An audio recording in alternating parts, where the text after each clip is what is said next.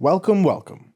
This video is a trophy list review discussion with the actual gamer themselves. In this video I sat down with Jaws, who's a long-time friend of the channel, and we spoke about the history of his trophy list, his 100% completion that he has on his full trophy list, which is pretty crazy. It's quite an achievement to have. We talk about his whole history of gaming, how he got into trophy hunting, and just the general story of it all, and just had lots of shenanigans and lols along the way.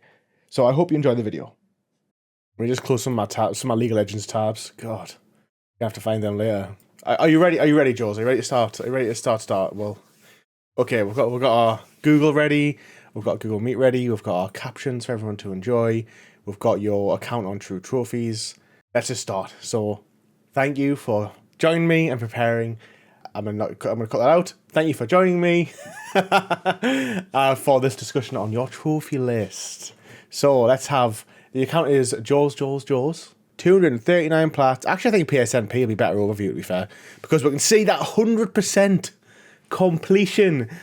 How long have you been playing on this account for? And then just generally?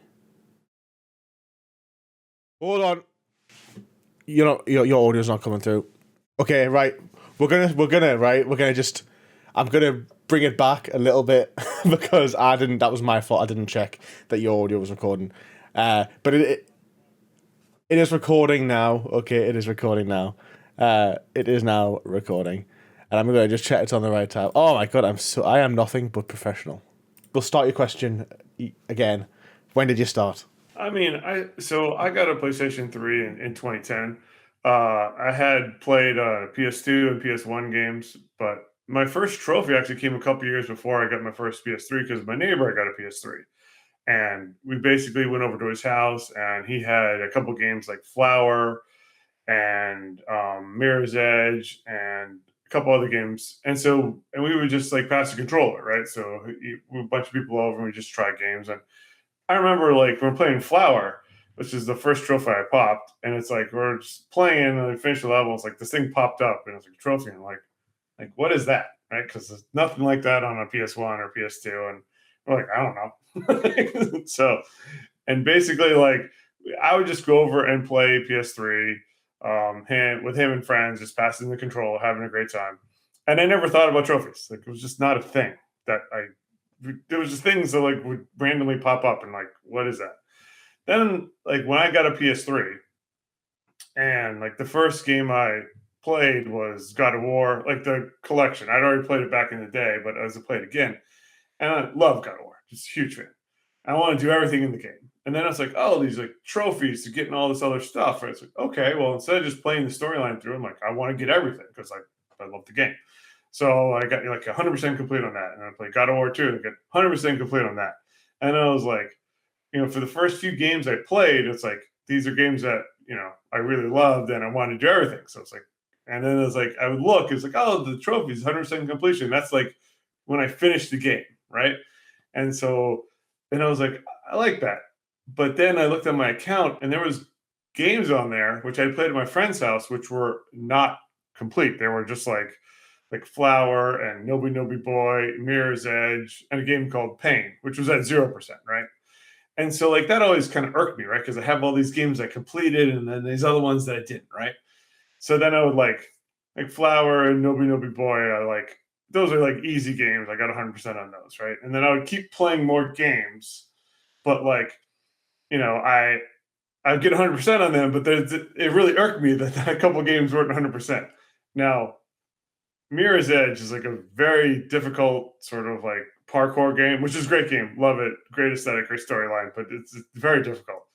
And then Pain is like this game, which is like insanely difficult. Like, I mean, I played it for a long time at my friend's house, never got one trophy, right? Just it's 0%, thankfully. And it really, and like, I know you can hide the trophies, but it's like, then that's just, You would know. I would know, right? And at this point, like I wasn't in like trophy hunting communities. I mean, I'm sure they existed, but I didn't know about them. It was just solely a me problem. And my friend was like, "Yeah, this is a you problem. Like he played games, he just enjoys games. He doesn't care about trophies. Like, what are you obsessing about it for?" I mean, this would be skipping way ahead of my trophy list, but basically, um, at a certain point, Sony said you could delete zeros right off your Mm. account. I was like, oh, well, that means I can delete pain, right? So I deleted pain, and then the only one left was Mirror's Edge, right? So I'm like, well, I guess I have to like lock in and like learn how to play the game to finish it, right? Which this is actually my proudest trophy, right? Platinum trophy. So basically, I got Mirror's Edge. I started playing it, and like, my reflexes are just not good enough to play the game, right? So it literally took me like 6 months of just Wow. playing that game, and like there would be weeks where I'd like be and like I'd watch like speedrunners and all it. So I knew the paths. I knew that I had to run. It was just about execution and getting the reflexes down. Yeah. I would start a level and like within 5 seconds, like I blew it, right? So I just restart the level, right? So like I would spend more time on the loading screens than I would spend playing because I would screw up so early in the run. That Um, reminds me exactly how I had when I had to play Crash Bandicoot. I remember that was exact the same thing with me. Like if I screwed up the first like 5 seconds, 10 seconds, I was like, right, no, it's complete start. Because obviously the levels were, but the levels were only about a minute long to 2 minutes. So you knew when you had that when you'd made that mistake that it just wasn't worth continuing. I wanted to kind of just go back a little bit because I want to ask you something there. So like obviously we're talking about like this 100%. We're talking about how you started, but then also like how you kind of had this like in the back of your mind that you didn't want to leave things that weren't finished. So like, is that just always been there? Have you always just had like this little thing where it's like I just kind of can't leave it unfinished? yeah, like it is a hell of my own creation that Mm. I impose on myself. And as we go through the list, we'll talk about many games that were glitching and that would just drive me insane. And like no one. I mean, I guess my friends and family were sympathetic, but like not understanding. No like, one felt the pain. like, why don't I, you just delete the game and forget about it? Like, I can't. Like, I I can't. cannot. That's funny. I definitely used to feel like that, but I feel like it might not been as strongly ingrained as in me. Like I was able to like kind of like fight eventually like not care anymore. Like, but it took us like it was like years of me being like that as well, and it was stressful, but you were still pretty happy when you finished it. Like like the sense of accomplishment I used to find, especially when I had like my first 50 platinums, and I was like they were all 100%. Actually, I think all of them but one. I think it was some DLC for like Uncharted or something, Mm. Uncharted 4 or something, and I was just like I can't be bothered to do it, or like it was online or something. But I was still like yeah, it's good, right? Well, I think we should move on to your stats though. I think we should actually have a look at your. If we're going to, we're using true trophies now. I think after doing a little navigatory ability skills here, because I think if we just go to stats, right, let's see. Okay, right, here we've got a little overview of your stats, right? So, Jaws has 9,536 trophies out of a possible 9,536 trophies. 100%, zero remaining. Has a true trophy score of 514,519 out of possible 514,519. These stats exclude DLC packs for any trophies won. No, I Jaws has got the spent. DLC. All my games, 100%. I actually don't. I don't know how true trophies can know this, but Jaws has spent 306 days, 13 hours, and 53 minutes playing across all platforms. That must just be like considering the time between trophies, right? Because I don't think they'll have the actual time played. Yeah, I don't know. Surely, like, so that's that. You know what? That's a nice. They're nice stats to read. Like 100%, 100%. That's like very like just. It's nice on the eye and it's nice on the ear. To That's say why I like it. to do it. So right, okay. Okay. So best trophy stats of all time is EA Sports Active 2. What even is that All right, game? all right. So like it does now that like I sort of like I'm in the trophy hunting. Like Mm. I enjoy the community. It pains me greatly that my most rare and good trophy is a game that sucked, and I was basically one of the few idiots that bought it and finished it. Basically, it was a sports thing where you like you have the stuff you kind of exercise, right? It's supposed to exercise game. It really sucked. it had an online component, which thankfully I got the online trophies, and then EA almost immediately shut it down. So basically, everyone else was locked out of the platinum. So like I was like first through the gate, and they shut the door. And yeah, it's just like it's like, oh, it's super rare. I'm like, yeah, but it's like it required no skill. You just had to like play the game forever and be one of the few people who did the online part first. So Still got it though, and that's a trophy that most people won't be able to get. Yeah, absolutely. Won't be able to get it. Okay, right. We'll not go through too many of the games on this list because I feel like we're going to come through them naturally. I will say that NC Mirror's Edge, though, apparently is down as your second best trophy, though. That's the one I'm proud of. That's the one I worked for. So if we look at... We'll not go into too many individual games right now because we've got a lot of games to talk about. So these are all just games. Best days. So this is going off True Trophy. We should just put it in there. This is actually your best days based on True Trophy points, not actual total trophies or anything like that. We'll go through them on PSNP in a minute. But apparently your best ever day was 23rd of May 2025. I wonder what game that was. Okay, I think we're probably going to... That's probably the best I think we're going to get out of this. What I would like to ask you before we move on to the PSNP Profiles account properly, we'll start going through the games and your stats. Why is your account called Jaws? I mean, Jaws was like my nickname at school because it's like the first three initials of my name. Plus, I love the shark movie, and a lot of times the name Jaws is taken, so then I had to do JJAAWWSS, and like that was taken. So I was like, Jaws. I'm like, okay, that works. Did not put a lot of thought into it because I didn't realize it was like anyone would ever care except me. That's totally fair. It is frustrating when you try and make an account name and then it's taken.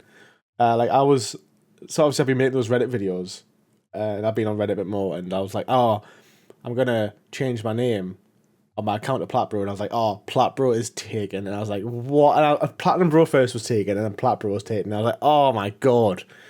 So I'm gonna have to be like Platbro the Zero on or something like that, or just like a completely different name. I might just have to keep my current incognito name, which is super cringe, so I'm not going to say it right now. I'll tell you after. I think I might have already told you last time, but I mean, it's actually just like, it's like Alpha Fox. Like 91 or something. I made it and I made it like 12 years ago. 2 years ago.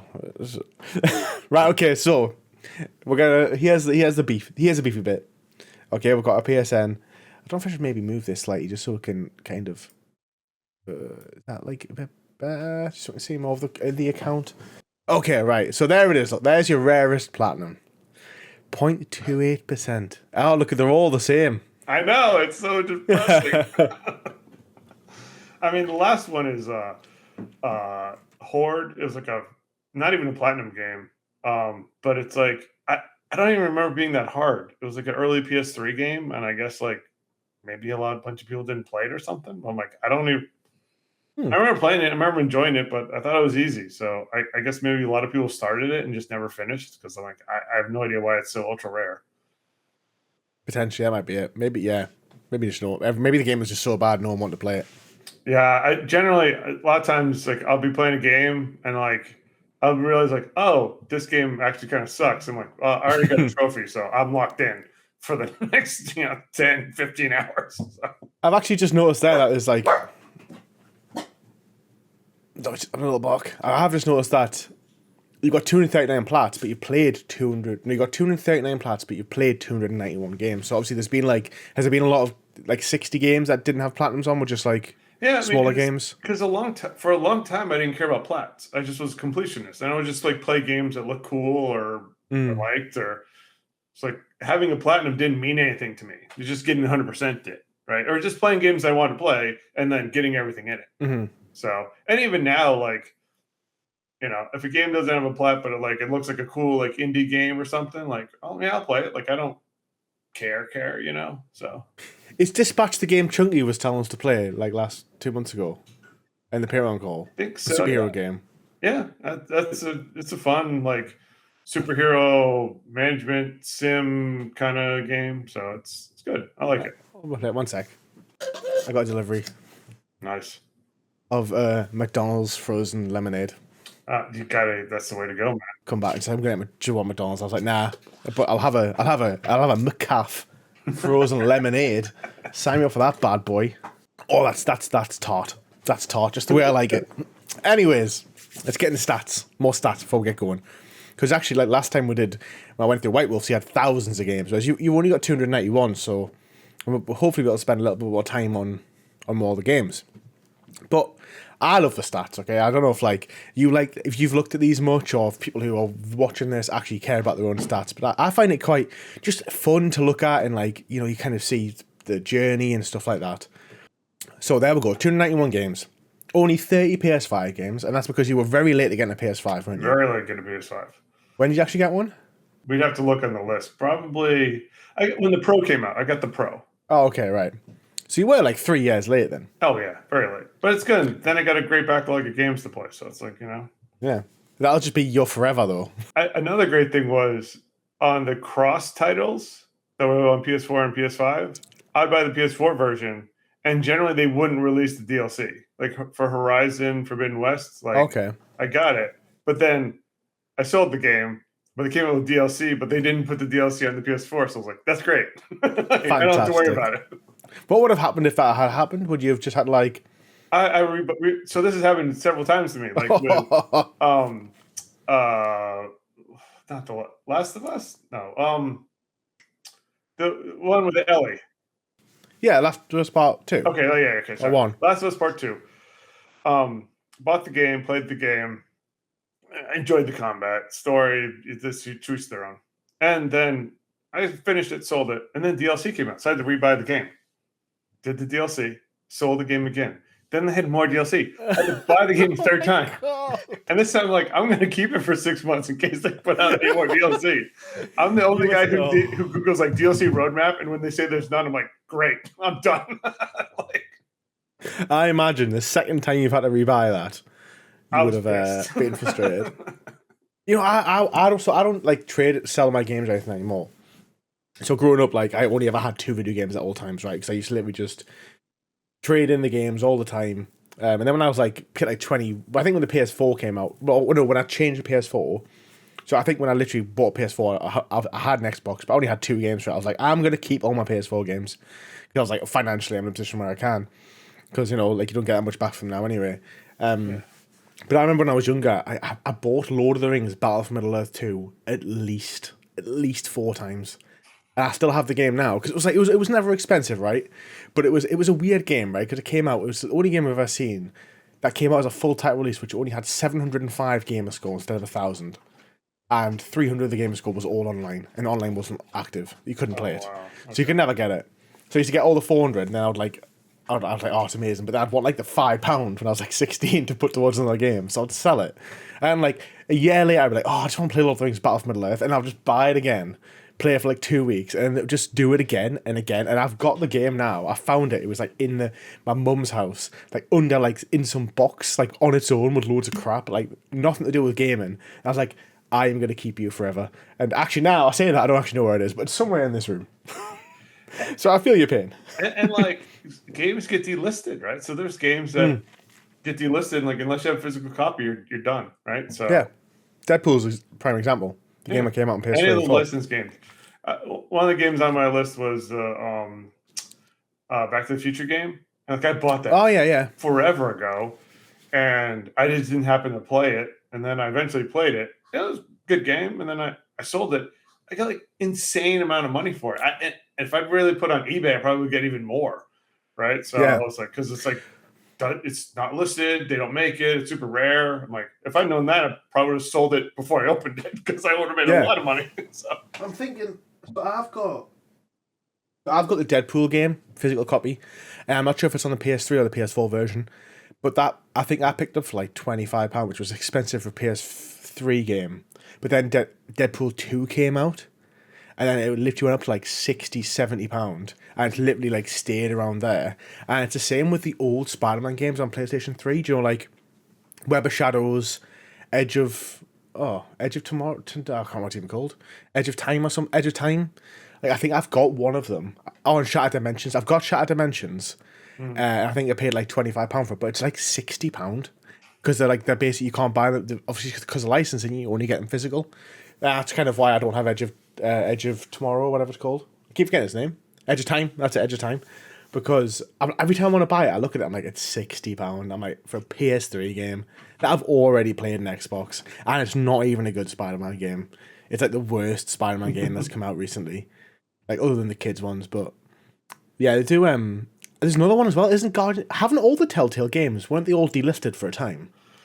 Right, because I think they're all licensed games, right? And I think Yeah. the company went out of business, and then they can't pay the license fees or whatever. So I'm glad I got those plats. I enjoyed all the Telltale plats. So I remember the Guardians one was pretty good. It was a yeah, bit slow, but it was pretty good. Okay, so let's just go back to your stats. We're going on tangents here. So we've got 239 plats, 1,199 golds, 2,421 silvers, 5,677 bronzes. That's a pretty good looking list. I think when we get into it, we'll probably see why, but it seems like it's a really well balanced out. good distribution. Yeah. Yeah, and it's the same with like, it's the same with like the averages.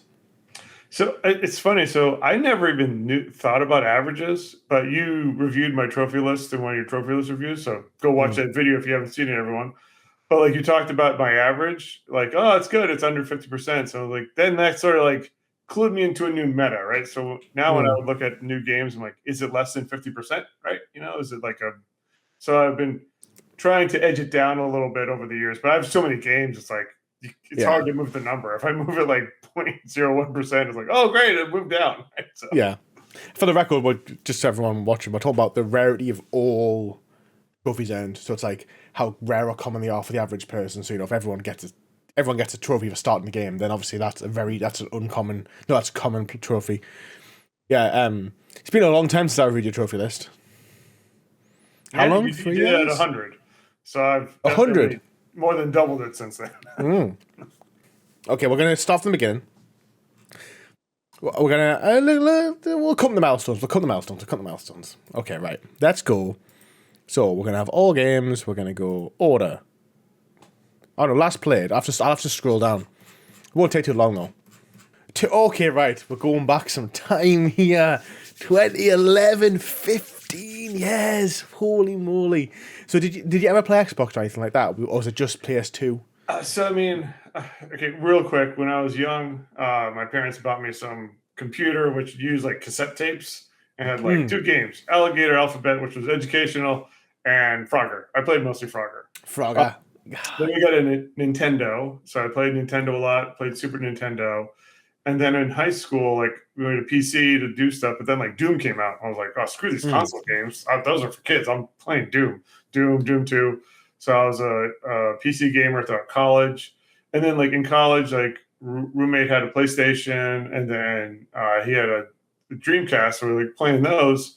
And then in grad school, I got myself a modded PS2 in Hong Kong, and like started playing like console games again, and PC games too. I've always had like the Nintendo DS and all those, and the Wii and those stuff. So, but then like the PS3 came out, and that's sort of like trophy hunting, sort of collecting. I'd say trophy collecting started, right? Because I wasn't in the hunting community. It was just sort of like me and my own stuff. So. On your own path. My own path, yes. Yeah. Which I thought I was walking alone. I thought no one else cared about this stuff. That's fair. It was, I mean, like, it's definitely like, it's obviously bigger now over the last, like, 3-4 years, especially because of like certain YouTubers doing incredibly well and blowing up and stuff. But that wasn't me being like, I talk about myself, obviously. I talk about like, like Nicky R and stuff like that. I wasn't just like, it was like just somehow like ego talking about myself on that level. I was talking about like, the Nicky R and stuff like that. But it is still pretty niche. And I think even then, like, I think even though the content creation side of it has kind of done quite well and brought in a lot of people, I think there's probably a lot of people who watch like the really big channels who actually don't collect trophies to just see it as like another entertaining video, right? It's like, whereas so the niche probably is still a niche, right? Like it's interesting, especially as like I think I don't know how you feel about this, but like I feel like over the last like 10 years we've all become like much more connected online. It's like I didn't use Discord right in 20 really before I started this YouTube channel, so I didn't use Discord in like 2020. Like I didn't have like all these massive WhatsApp groups and stuff in like 2018, 2019. So you're very much like kind of when you did these sort of hobbies, like you kind of were kind of on your own. Mhm. Whereas now there's like forums and everything about everything that you can you can find a community for pretty much anything that you do. Yeah. For better or for worse, I suppose. Trophy hunting's for better, I hope. Just think if you hadn't ever like joined a Discord or a community, you might just been happily earning a trophy right now, not just being tempted and dragged onto this webcam chat right now. I mean, Coerce was basically, the word I was looking I don't for. want to skip too far ahead to tell a story, but like until COVID, like basically I have a 3-hour commute, and I would actually play the PS Vita a lot on the commute, earn some trophies, or the DS, but it wasn't until COVID where I was like, oh, I had 3 hours extra a day not commuting, and I started like looking at trophies. I started finding those trophy hunting videos, and then I was like, oh wait, there's like they hunt trophies. There's like leader like PSNP. There's all these websites. And I was like, well, there's a whole world that I wouldn't have even looked into if I didn't have so much extra time during the day for those years. So I was like, wow. So It's a long commute as well. Back to the We'll beginning. come with that. Yeah. Okay. Yeah. Right. We'll start down here. So your first star platinum, which I think is a great platinum, is God of War. Yeah. Which, I mean, I can't say anything more about it. It's great. You should love it. You should play it. I have almost every, I like to collect series, right? So like I have almost every God of War platinum. The only one I don't have is like they remade 3. And it's like I got 3 when it was on the PS3. So I'm like, why would I play it again on the PS4? But I should probably go back because it's like the one thing I don't have in my collection. I didn't even know they remade it. It was only like when I was after the latest God of War game, I was like, oh, I think I got them all. So I looked down the thing and I looked in like, and they're all like done except for like one of them wasn't done. Like, which one I missed? I'm like, oh, they remade 3. I was like, I didn't even know that. So, but God of War is great, and you'll see just like God of War is a game I played before, right? And you'll see a lot of this is where it's like games I played before. I was like, oh, well, I could play it again and get the trophy, and then I could like. It reminds me of the fact that I finished the game, right? So there's like so many games on the list where I'm just replaying games from my past, which is just what I like to do apparently. So yeah, I mean, you can tell you played them before because you absolutely smashed the second and third one as well. Like 5 days, 6 days. Like that's a God of War vet. And that's back when I had better eye hit like reflexes, like when I was younger hands. Younger hands, better dexterity. So we've got moving up here. Portal 2. That's great. Isn't that quite a challenging one? It's a co-op game. So I played with my friend from college, and it was a blast. And that was an ultra rare too. So because I guess there's online components down, but I really loved playing. It's just I love playing with people, right? So like and he's a great guy. I just love playing that with him. We had a blast, and it was a fun game. I'm super happy. I played the original Portal 2, but I guess it didn't have a trophy associated with it or something, or it's something weird. But I love Portal. So we've got a few little 0%. We've got a few little non-plat games here, like pixel shooters and Nobi was I played at my friend's house, and I just had to go clean that up. It was a weird game. And then Horde, ultra rare, super glad for that, but again, don't know why. Also, Braid was like an indie game, which it's good. I don't want to give away why I thought it was good because it was kind of spoil the plot, so you should probably play it if you want. Also, ultra rare, so I was like, oh wow. It wasn't that. I don't know if it was at the point, but there's one trophy that's I think pretty hard. Oh, it's not really hard, but whatever. So maybe that's what happened. Beyond Good and Evil. I remember picking up that. I bought that game for the PC when it first came out. I was at Best Buy and I saw the box art. I was like, that looks cool. It's a great game. You're looking for your photographer, but you also kind of fight, and it's a really good storyline. And basically, they re-released it, and I was like, "Oh, I'll play this again. I want just the trophies, and I want to like relive my past." And you'll see later on, they re-released it again. I bought it again, and I got the trophies again. So that'll happen several times on this list as well. So fair enough. So. Let's go on your fifth platinum, because I think this is interesting. So you God of War trilogy first, then you did Portal 2. Then your fifth platinum was Mega Mind Ultimate Showdown. So I totally forgot. That was the first like easy game I ever played. And this is when GameFly, we could like rent games. Right, because this is 2011. This is 2011, right? So there's no guides or anything like that back then. Right, it's easy, right? And I would. But now we know that. You wouldn't have known that, though. That's what I find interesting. You wouldn't have known that was easy. I was shocked that like I finished it like in a day. I didn't realize you could, I didn't play games that were like that Mhm. short. That were like I mean, this is what a tie-in to It's the a movie property, time, right? So yeah. Yeah. it's just like they whipped out something really fast, Mhm. and it wasn't a great game. But I was like, oh, okay, whatever. But I was like, I didn't really care. I finished it, but it was, but it's a rental, right? So I just put it back in the mail, and who cares? So I'm pretty sure I own that game. I'm gonna see if I have it. So I own this game. That's why I was so interested by it. It was right next to Terminator Salvation, and if you know that's what Terminator awesome. Salvation is, it was like the cheesiest game, the easiest platinum. You could do it in like 4 hours. And Mega Man. So we played this for very different reasons. So I bought this for like £6 in like 2018 because I knew it was like a 6 hour platinum. Whereas you rented it because you're like, oh, you thought it might have been easier, Movie but there was was no good, guides right? then. Movie Yeah, it was was a great fun. movie. Like, what's the game, right? So Yeah, exactly. But, yeah, that's that's why I funny. wanted to ask that one because just like I was like that was 2011, right? So like there was no guides for games then. No, Like, no. so even though it was like an easier game, he still must have like got it. Thought maybe this is going to be easier, but you wouldn't have known that. Right. Still 13 hours though. So okay, then we've got No More Heroes Paradise. So I played the No More Heroes games. I think I came on the Wii first. Love them. Yeah. Just best storyline. Love them. So I was like, oh, I get to play the game I love again and revisit that whole world and everything. So I love that. I don't have the platinum for the third game because the third game is like the storyline is not that great and it's like insanely grindy. So I'm like, I'm not even going to bother with that. So, but it does. I do love the original game. It is great. So Hydrophobia, that was the first game that almost broke me to like not do 100%. There's Like no guide for it either. no guide. It's just glitched. There's Oh, one okay. trophy there that's like super glitched.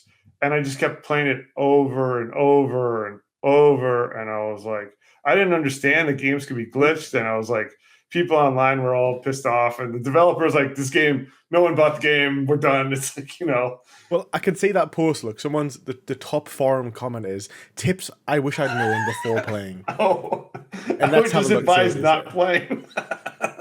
You have to. My internet's going a bit slow. Okay. Right. Okay. So, do not try to get a certain medal before Act 2. Completing the requirements is possible in Act 1, but will not pop.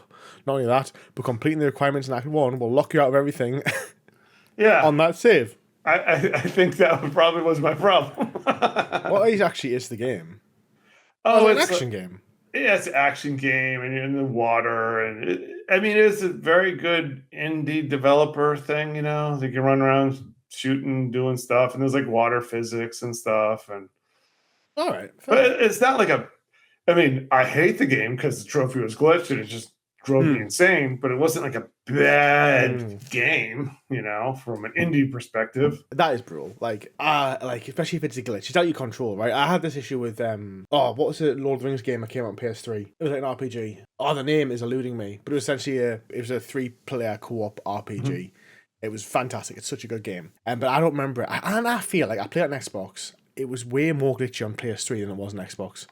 Like for some reason, and you essentially had to beat the game twice. Okay, and there was like a requirement that you had to do something, like make choices or something, and it had to so you had to beat the second game, but you had to carry all your something over from the first game. It was like level up or something, right? So and basically my game kept glitching when the second act ends and the third act begins. The game would be unplayable. Like so you would load in. Right, and it would literally nothing would happen. So it was like kind of game, where you have to clear any enemy area, then you'd like unlock the next area. Nothing would spawn in the area. So like you were just stuck there, and basically I was like stuck for ages, and I was like, I either have to start a new game, and I think the only way I managed to save it was because I backed it up so that at the start of the second run on a memory stick on my PS3, but that meant that I couldn't risk making another backup save. So essentially, like I had to then get that point again, and it broke again, and I had to keep doing it and keep doing it, and then eventually there was like a glitch online where like not a glitch, it was like something to do with basically when you got to that point, you had to delete all of the updates, turn your internet off, and then play the game. And then if there'd been no, because obviously if your PS3 is connected, it makes you update the game. So you basically, and back then on PS3, the games were playable in their base state. You basically had to do that, and then I had turn off the internet, and then I had to beat the rest of the game offline, so that it didn't glitch. And it was the only way to get it fixed. And it was so frustrating. A game that probably should have taken 40 hours took about 100, maybe more. It soured the game's still so good. It just soured the trophy hunting experience. I have similar experiences, my friend. The game was good. The trophy makes me hate it by the end. Yeah. So we've got some more God of Wars, and then we've got Sly Cooper, the Thievius Raccoonus. What a game! Yeah, that must have been a remaster though, because it didn't come out on PS2.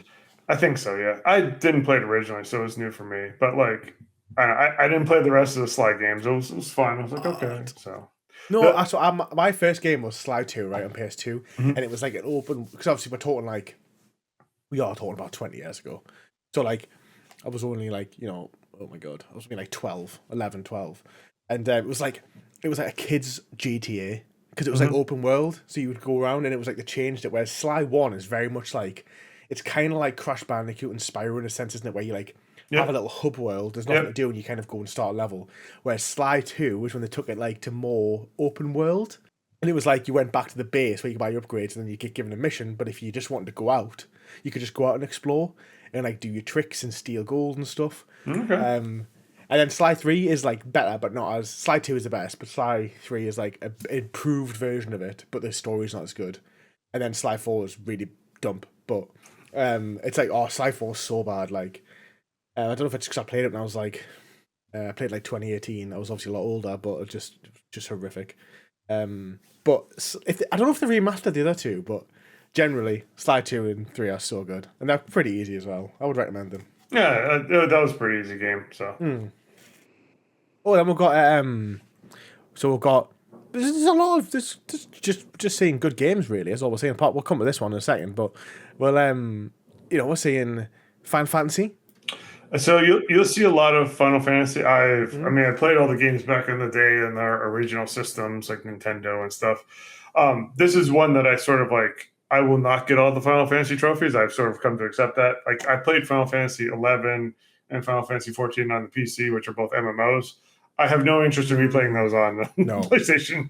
And then Final Fantasy 15, I own the game. I haven't played it yet. I was about to play it, and then there was an online component, and they shut down the online component.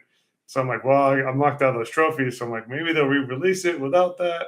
And then I was reading online, you can spoof your internet router to look like the Sony server, so you could actually play the game and get the trophies, but you don't have any internet during that time. And I'm like, I wonder what my wife would feel like if we didn't have internet for a few days, if I could get this trophy.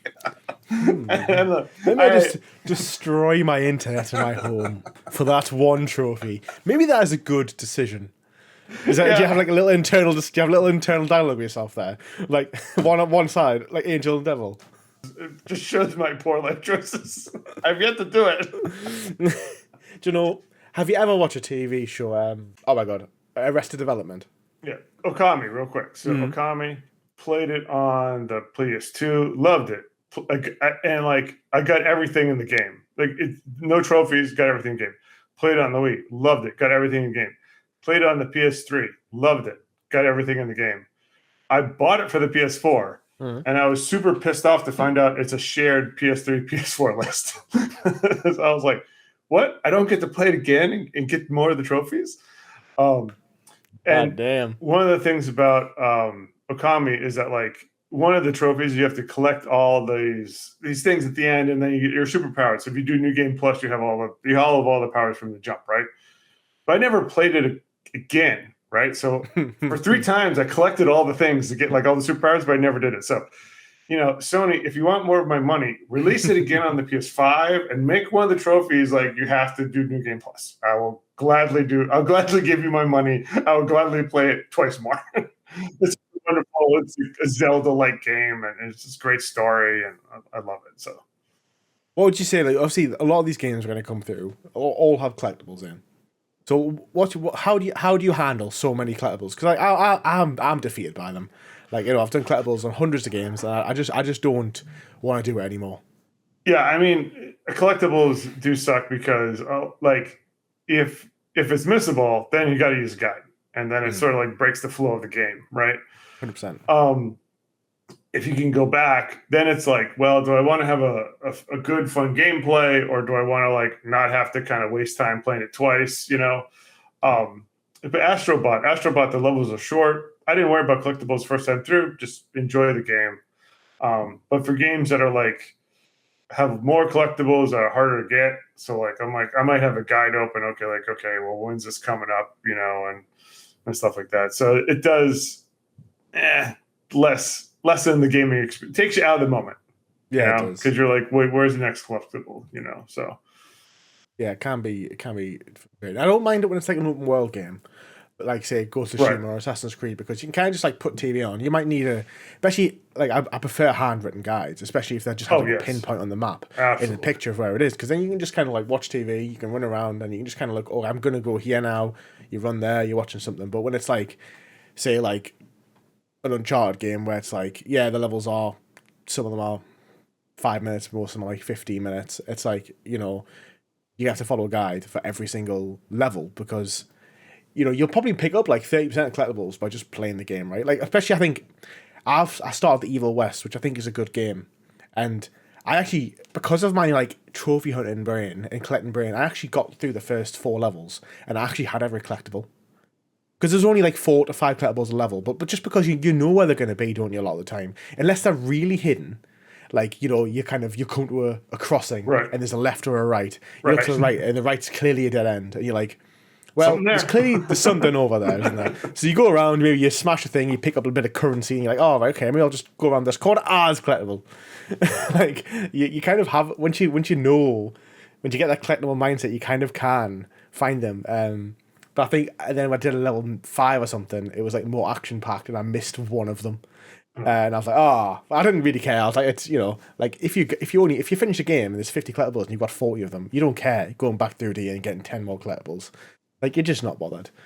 Okay, right. So we've got EA Sport Active 2. I don't even know what this game is.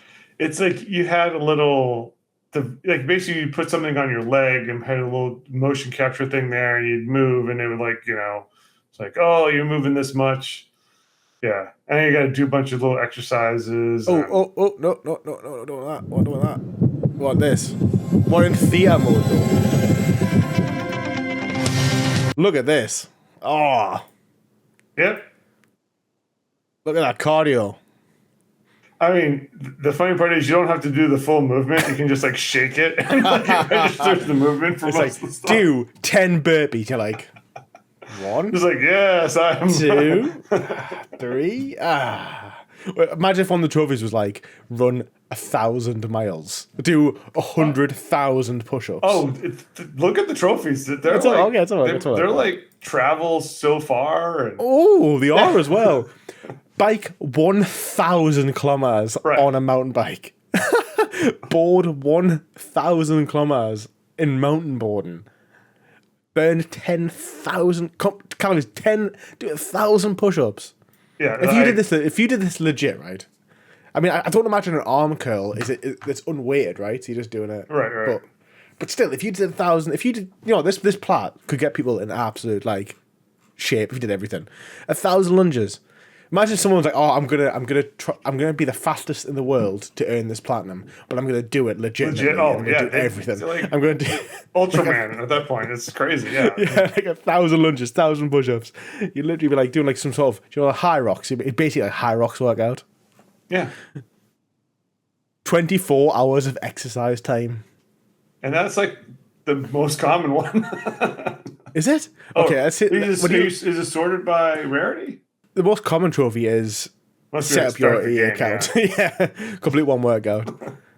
So this game, did you not say there was an online component for this, though? Yeah, because you had the friends in there and stuff. Activity surveys, maybe? Custom workout, maybe it was someone else's workout maybe you had to do. I want to know what the fastest, who completed this in the fastest time. Oh, that's a good idea. That's a good question. Right. Because fastest achiever is 2 months and 11 hours. It's a lot.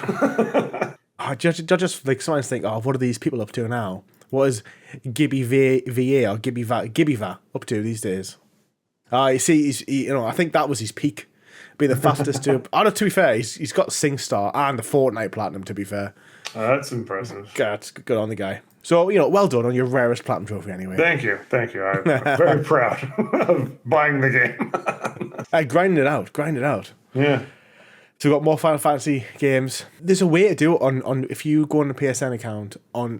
If I was to click on this game series on my account, it would show me all the games I've done. But obviously, I don't think it will for you. I don't think. So if I was to click on this, right, see, it doesn't show it for me, but if you were to click on it on your logged in account, it would show you all of the games you've done. So you could kind of get an idea as to how many. There's 54 Final Fantasy games. That is insane. That is crazy. Well, right now we're actually at 2014, so this is like 3 years. So it's clearly like you've clearly had a bit of a busy life here, because there's obviously there's not loads of actual gaming done here over these first 3 years. Right. Yeah. You've only probably got 1, 2, 3, 4, 5, 6. You only got. I just did really quick maths there. You've only got about 18 to 19 platinums by Lightning Returns. Yeah, because earning platinums wasn't something I cared about. I played tons of PC games. I played Wii games. I watched a lot of anime. It wasn't my main hobby of getting trophies. It was when I happened to play a game on the PlayStation, I would get 100%. Right. So totally fair. I've been getting trophies for a long time. I just haven't focused on it for the vast majority of my time with my PlayStation. So. That's probably why you've been doing it so long, and why you're still doing it, to be fair. Right, because it didn't burn me out, because it was there's months gaps, but I didn't touch the PlayStation at all because I was doing other stuff, right? So yeah, you can see that. If you look, Tails Brothers or Tails Sons, it took you 3 days to play it, but then you didn't play anything for a couple of weeks, but then after that, it was there was a 2 month gap. Yeah. There's month gaps at a time between these platinums, which is totally fair. So, we're seeing some more games. Mirror's Edge. So this is Mirror's Edge. Before we get to Mirror's Edge, Pixel Hunt Shooter Ultimate, I was playing that on the Vita. I didn't know the Vita had a mic, and I was playing online with someone, and I was kind of talking to myself, and then the guy started talking to me. I was like, oh, I didn't know there's chat over the game. I didn't know either. I didn't know the PS Vita had a chat on. Apparently, I was like, what? No idea.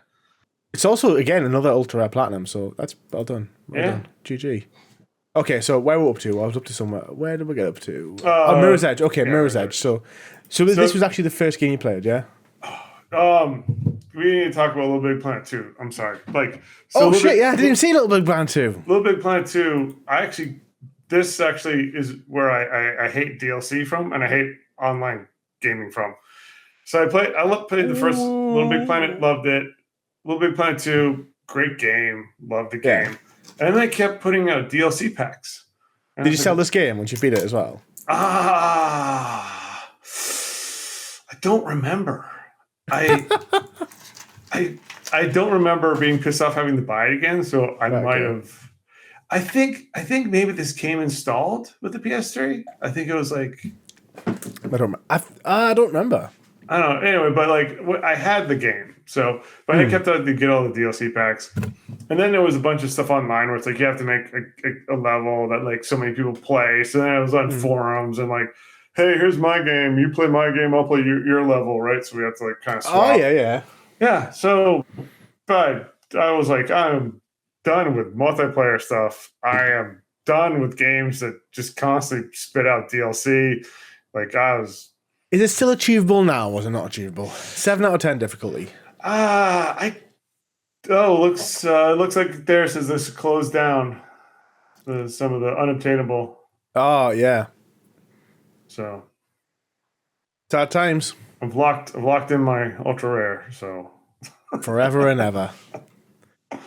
Yeah, to be fair, I actually didn't say that when I was scrolling up them. That's a really impressive platinum to have, though. To be fair. Oh, thank you. So. Ultra rare. Actually, to be fair, the kind of people have actually beaten the whole game. So, 100% club Someone still is 100% it in last month. You only get like one person a month complete this game. I wonder how they do that. I wonder if they got the They online might have already stuff had the back when it was platinum. done. Yeah, they must have. Okay. Yeah, must have done. Or they're just cheating. Who knows? Yeah, maybe. I mean, I don't really care. The Spider-Man 3. Imagine your PSN being called The Spider-Man 3. Sounds like copyright infringement. I don't imagine these type of people who are the ones who cheat because having got 100% completion list, they just they probably just had them on their account for years historically and went, okay. Then they will go back and just kind of doing a backlog cleanup. I don't know what would possess you to do that unless you were actually a hardcore trophy hunter though. You have to be really hardcore to be like, oh, I could maybe platinum Little Big Planet. It's been on my account for 10 years. Now's the time. Well, that's a perfect lead in to Mirror's Edge because it was on my account for a long time. And I was like, well, that's the only one that's not 100%, so I need to do it. And I watched so many speedrunners, and like I would pick up little tips from some speedrunners. I'm like, oh, I could do that, And I would like mix and match because there's some things I couldn't do because I don't have enough skill. So like, okay, I could do this move, I can't do this move, but I'll like kind of piece them together to make my own paths because as I wasn't looking for a world record, I just wanted to get 100%. So like I'd piece those together. And then they have DLC too. So like even after I got the plat, I had to keep going for all the DLC levels would be even harder. But like it took me like 6 months of like dedicated work to get it. But like once it clicked, time trials. Yeah, the time trial is brutal. Absolutely brutal. Like once it clicked, I was like, I got good. And I was like, we like Neo of Mirror's I started Edge. just like getting all the time trials and getting more stars and I was like, oh, and then I finished and I was like, well, I'm done. Like I enjoy this, but I was super happy, super proud, but it's like there was no more, to do after I did them all. Was this the hard part then? Was it the speed run? Oh yeah, absolutely. Yeah. Speed run. It is interesting, isn't it? Because you have to like I played Mirror's Edge. I don't think I ever really tried anything like this, but it's like it's to beat this, right? If it is, it's really difficult. You've got to get to such a high level of performance with the game that it's like when you actually do it, it's like you're almost like now it's over. It's like I have to say goodbye to the skill I've been practicing for months. And again, below the speed runs and the time trials are the worst part. And the great thing about the game is there's no upgrade tree. It's like every move you can do, you start at the beginning, but like there's different ways to traverse the levels. But you just learn like, oh, I can wall run there and jump and kickflip and whatever, right? So like as you get better, you see different routes, because they have the easy route from when you're first playing. And then it's like, oh wait, there's all these built-in shortcuts.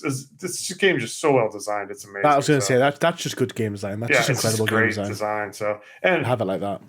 When Mirror's Edge the sequel came out, which is further up on the list, I was ready.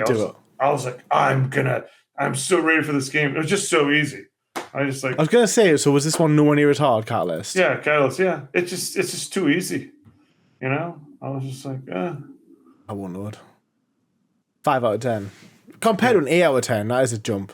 I mean, does that not just speak to the change in gaming over the time? Because there was quite a big gap between it, wasn't there? It was like 5 years, maybe. Oh yeah. And it's like a soft reboot. It's not even a pure continuation of the original story. And 2016 verse. Oh my god. 2008. So it was like 8 years later. Yeah, like 2008 games that came out in 2008 that were hard.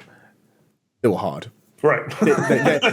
they were hard, and it was like, and it wasn't like, this is a prime example. Like, it's mechanically difficult and it's knowledge-based difficulty, and then you go on games that come out maybe like 10 years later, and it's difficult because they've just given the enemies double the health. Right. Yeah. Yeah. Like it's just like it's not not thought out difficulty. It's just almost like inflated gameplay difficulty, essentially. Yep. But well done on that one, because that is again that's the one I'm actually proud of. Yeah, you should be. Then we got Steingate. Is that a novel game? Yeah, so that game kind of got me in love with visual novels because I was like, I don't play video games to read books. I read books to read books. But like this game was amazing. Highly recommend. I did the first playthrough blind. and Okay. it was so blind I didn't even understand the controls. Wow. So like, Wowza. I was playing on the Vita. Apparently, You're playing with your eyes closed for your first playthrough. You have to, Was like, that blind? you have to hit the shoulder button to like pick up the phone, which is how he gets phone calls. If you pick up the phone, then that's you make different choices in the game. I didn't realize that, so like I basically played the game as if I didn't make any choices at all. And I got to the end of that route, and I'm like, I don't understand this. Like, Because you didn't answer the phone at all during the game. Right, no, I just didn't. And then I actually got the trophy guide. It's like, oh, answer this call, answer this call. I was like, oh, that's how you're supposed to play the game. Yeah, there's playing the game blind. There's just playing the game like being irresponsive to everything around you. It's like, can I play Super Mario Bros. While playing hitting the jump button, right? Yeah. It's crazy. It's like, I don't think you. Oh, that is funny though. Okay, right.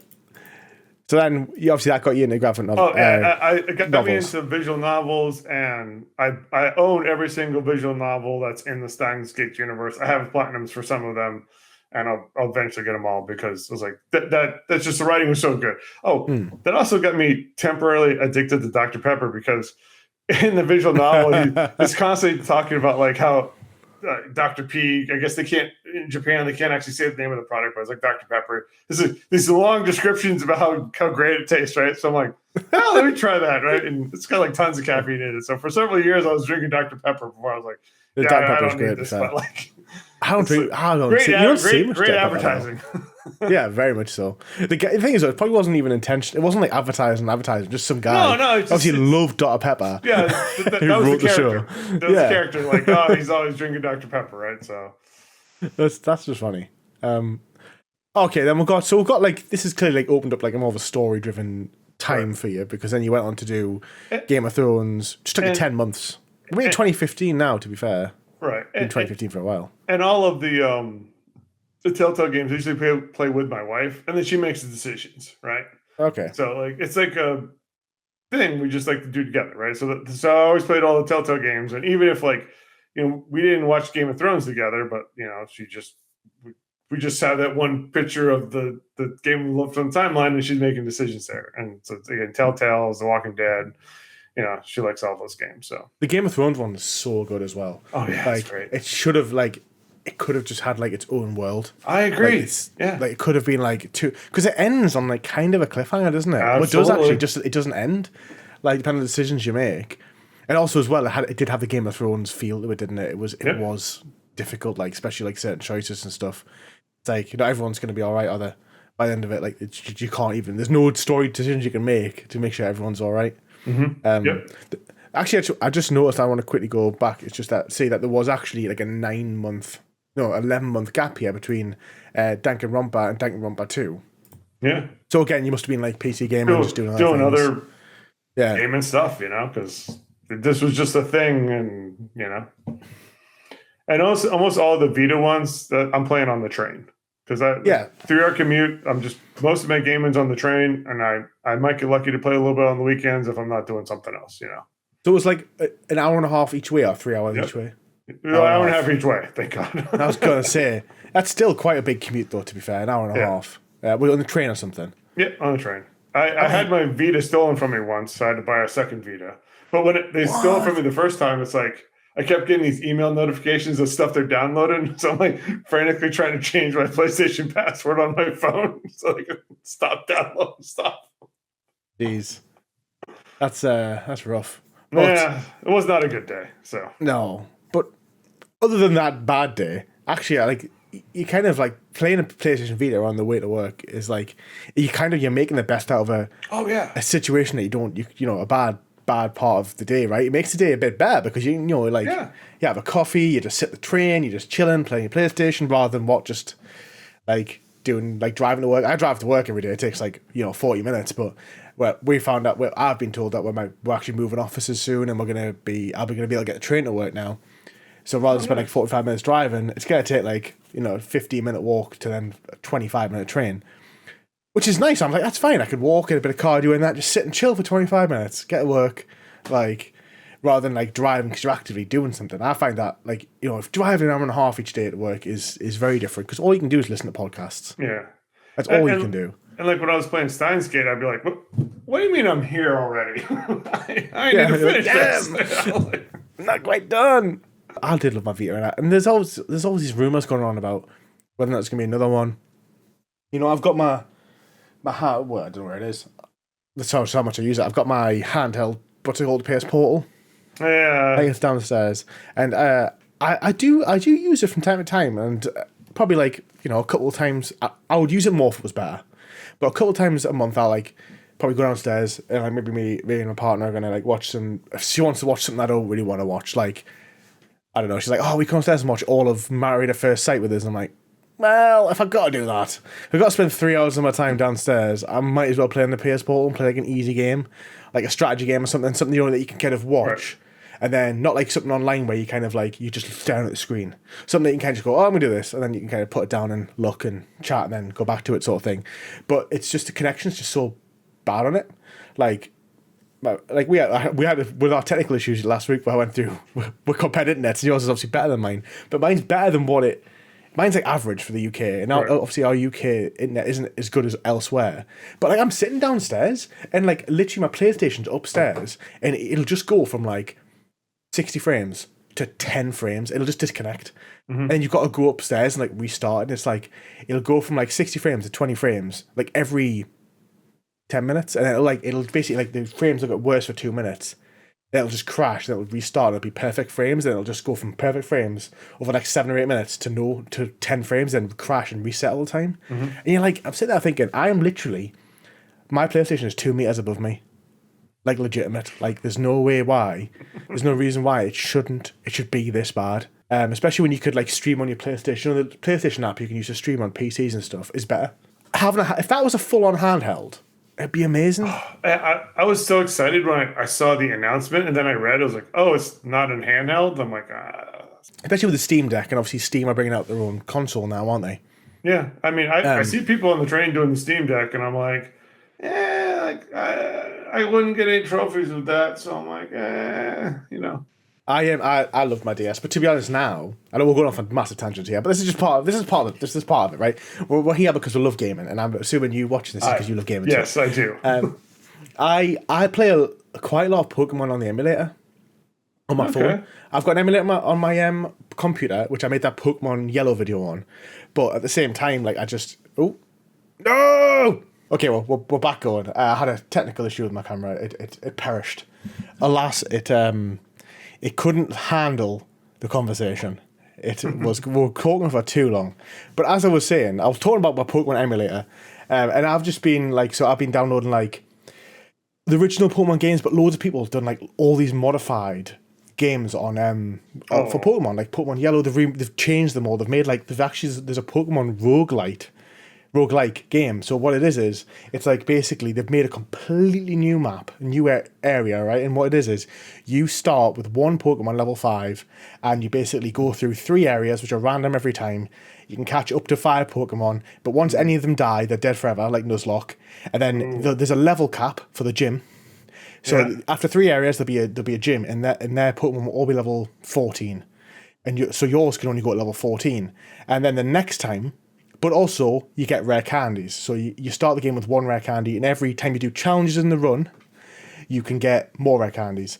And then the next area will be level 21. But all the gym leader will have 6 Pokemon, and they'll be as strong as they can be at level 21. So you'll be playing against like a Miltank that'll know like Hyper Beam, Earthquake, Ice Beam, and Fire Punch. So like even though the gym leaders are always a type, they're brutal. And any Pokemon you catch in that run will appear in a Safari Zone. So once it run ends, you can go into the Safari Zone and you can catch them. And if you catch them there, then you can keep them and you can change your starting Pokemon, but you can still only ever start the run with 1 Pokemon. And there's like random encounters, so that you might get like a chance to catch a legendary Pokemon. Okay, and it might be like a Moltres or something. And then when you go to the Safari Zone, it'll appear there and you can catch it. So you could start the run with a Moltres. Okay. So I started my run with a Mew. Is kind of what I found was the best. Honestly, I still after each run takes like an hour and a half. I would have said I still never finished it. So like there's 8 gyms, but like by gym 7 they're like level 75, and that sounds fine. But then like if you like lose all your Pokemon to a gym. Like I've had where say the 6th gym. I've lost Mew in the 6th gym because they're a dark gym. Right, and they're literally one shot on your whole Pokemon, and you don't know what the gym's going to be either. So you're trying to build up this deck of like this team of different Pokemon. And you'll have like a Dragonite, and a Charizard, a Gyarados, and then literally the Dragonite will get one shot by some Ghost Pokemon that knows Ice Beam. You're like, oh, right, and then it's like so every time you finish the gyms, that's so hard you can't get out with them unscathed. You'll be finishing the gym with 2 Pokemon every time, and it's whether or not you've lost your good ones or not, and then. So you finish the run, but you get these rare candies. So it's like you might get. So I'm at the point now where I've got 30 rare candies, and you can level up Pokemon past the gym level. But the idea is that it's like, well, when do you use them? Do you use them early? So you've got a Mew level 40 against gyms level 15, because obviously the gym, the level cap is still like by the 4th gym, those rare candies were pointless. Right. And then so it's like it's so good. Honestly, it is. That incredible. sounds great, actually. But yeah, like I think it's called like Emerald something. But there's so many different games, and like it's just been like really great. And I've been like playing at work, so like not at work, but say like I don't know, like I go to the toilet. And I'm like, oh, I've got 5 minutes. Yeah, lunch break. Or I go outside, and I'm like, oh, I've got 5 minutes. You know, I'll do a couple battles, and I'll put it off, and like it's just fantastic. Like I do like the handheld side of it. Sometimes I'll walk the dog and I'm like, oh, I'll stand at the field for the ball for decks. And I'm like, oh, while I'm stood here, I might as well just play 10 minutes. But then before I know it, I'll be stuck on the ball for like 45 minutes with the dog. And I look at him, he's like dying on the floor, like, gosh, don't throw it anymore. Don't throw it anymore. And I'm like, just like, and he's like, oh. But the handheld is fantastic, and I think it's something that we are missing. I know we've got mobile games these days, and there's loads of great mobile games, but it's not PlayStation, is it? It's not Nintendo, is it? No. That's the thing. Like, I mean, so many mobile games are like gacha games, or just like microtransaction games, and I'm just like, I want a story or like really tight gameplay. I'm not looking for buy the value pack or whatever. So I play it like this is. I think it is ridiculous, right? It is. So I play Pokemon trading card game came out. And it's good. Like, so you can battle online, you make decks, you can battle against the computer, and there's literally now, like every time they bring out a new pack, they'll bring out like 25 single player battles, and every time you win a battle, after you win 4 of them, you get another pack, right? So like, and you can just make decks and stuff like that. So like, you make like 20, 30 different decks. There's already thousands of cards. It's fantastic. It's like a great game. It's like a simplified Yu-Gi-Oh! And if you played Yu-Gi-Oh! Now, Yu-Gi-Oh! Is just not what it was when it came out. It's just too complicated. It's not complicated, it's too steamrolly now. It's literally just like it's like solitaire now. It's like, I'll play this, which lets you do this. You're like, right. Ha! Exodia! I win. My point is the packs are not random, right? They're supposed to be random. And this is what I hate about mobile games, is that there's no guarantee that they're following any sort of guidance. And I think that's what I don't like about online gambling at all. I don't gamble, but even these games, like you're getting the free packs, but it's like you'll open 100 of these packs and there's only 3 rare cards, and you get the two of the 3 5 times, but you never get the 3rd card. Mm-hmm. And you look at someone else's account, like some of my buddies play it, and it's like, it's interesting because I'll have 10, say, match champs, right? But he'll have none, and he'll have 10 of the card I need, and it's almost like, I was like, there's what are the chances? What are the chances of me rolling this card that you have a drop of 0.1% chance 10 times, and not getting the other one, and then you roll the other one 10 times, and then I don't play it anymore. I've kind of stopped playing it, and after about every day you get these wonder packs, which is like basically you can see what other people have drawn in a pack. Mm-hmm. You use your points and you get one of the 5 cards in their deck random, right? And you always get the shitters. You always get the cards that you've already got, right? You always get the cards you've already got. I hadn't played it in about 2 months, went on, and I got the rarest card every time for 5 picks in a row, and I was like, that is the return I look. And it's basically like gotcha. Like in League of Legends, the mobile game's the same as well. Like they have all this shit gacha in it, and it's like it completely ruins the game. Like they make great games, and it's just like, because there's no governance at all. Yeah, they just want to all they want is more and more money from you. It's like 60. Like I know the games are free, which is a justification, but you know when you buy, like, you know, think how much money you spend on free games these days. Like literally, Marvel Rivals comes out, it's free to play. Get in, great. but a Spider-Man skin's £17. And you're like, right. So I could buy, maybe it's not that much, maybe it's like 12, but it's like, so 4 skins would be, or 5 skins would be the price of an entire brand new game. And they're releasing 3 skins a month. And you're like, this is not, that's why they're all free to play these days. It's because they can make so much more exponential money. Make so much more money, yeah. Like, just bring back the old school. You know, what you want to play? Nintendo DS. Just want to play Pokemon. No, with no pay-to-win elements at all. Yeah, no, 100%. So. All right, let's get back to the trophy list, though. So we're getting, I've derailed us successfully. Okay, right. So if there's something you want to talk about, but I've seen one. So the Danganronpa, the Despair. I love the Danganronpa games until the V3, which will be up there. So like I have all of them until that, and then like that's sort of that. Anyway, didn't like the ending. Some people liked it, I didn't. So like now they released more games, not even playing them. Life is Strange, played with my wife, loves it very much. We played all the Life is Strange games together. First one's amazing. Other ones, varying level of quality. Mirror's Edge Catalyst, we kind of already talked about that. I was so hyped and I was so disappointed. So it took you. It only took you 11 days to beat. I know. I was locked in. I was like, this is the only game I'm gonna play for the rest of the year. Right? Like, this is the game. I mean, it was December, so. But I was looking for a really hard game, and I was disappointed. So, fair enough. Gravity Rush. I actually owned Gravity Rush on the Vita. So did I. And I didn't actually play it because it's just a backlog, right? And then the Gravity Rush Remaster came out, and it's actually a lower, same game, but it's a lower difficulty because the controls are harder on the Vita, you know? Yeah, the brutal, really difficult. I was like, oh, okay. So then I just sold the Vita one and just played it on the PlayStation, which I loved very, very much. So I love this game, but this is like one of my brutal trophy hunter stories is that I played it on Vita. And I thought it was okay, but obviously the problem with the Vita is there's a lot of loading screens. So I played this in like 2018. So like a year after you, it'd been out for even longer. It'd been remastered. The second one come out. So you know the loading screens hit you harder every year you play. I think when you go back to older games, the loading screens now for games are so good. They're so fast. So when you're playing Gravity Rush, it's literally like you're looking at like 30-second loading screen followed by 2 minutes of unskippable dialogue. Okay, and it's like to go into a mission that takes you 8 minutes to then go back to the same thing over and over again.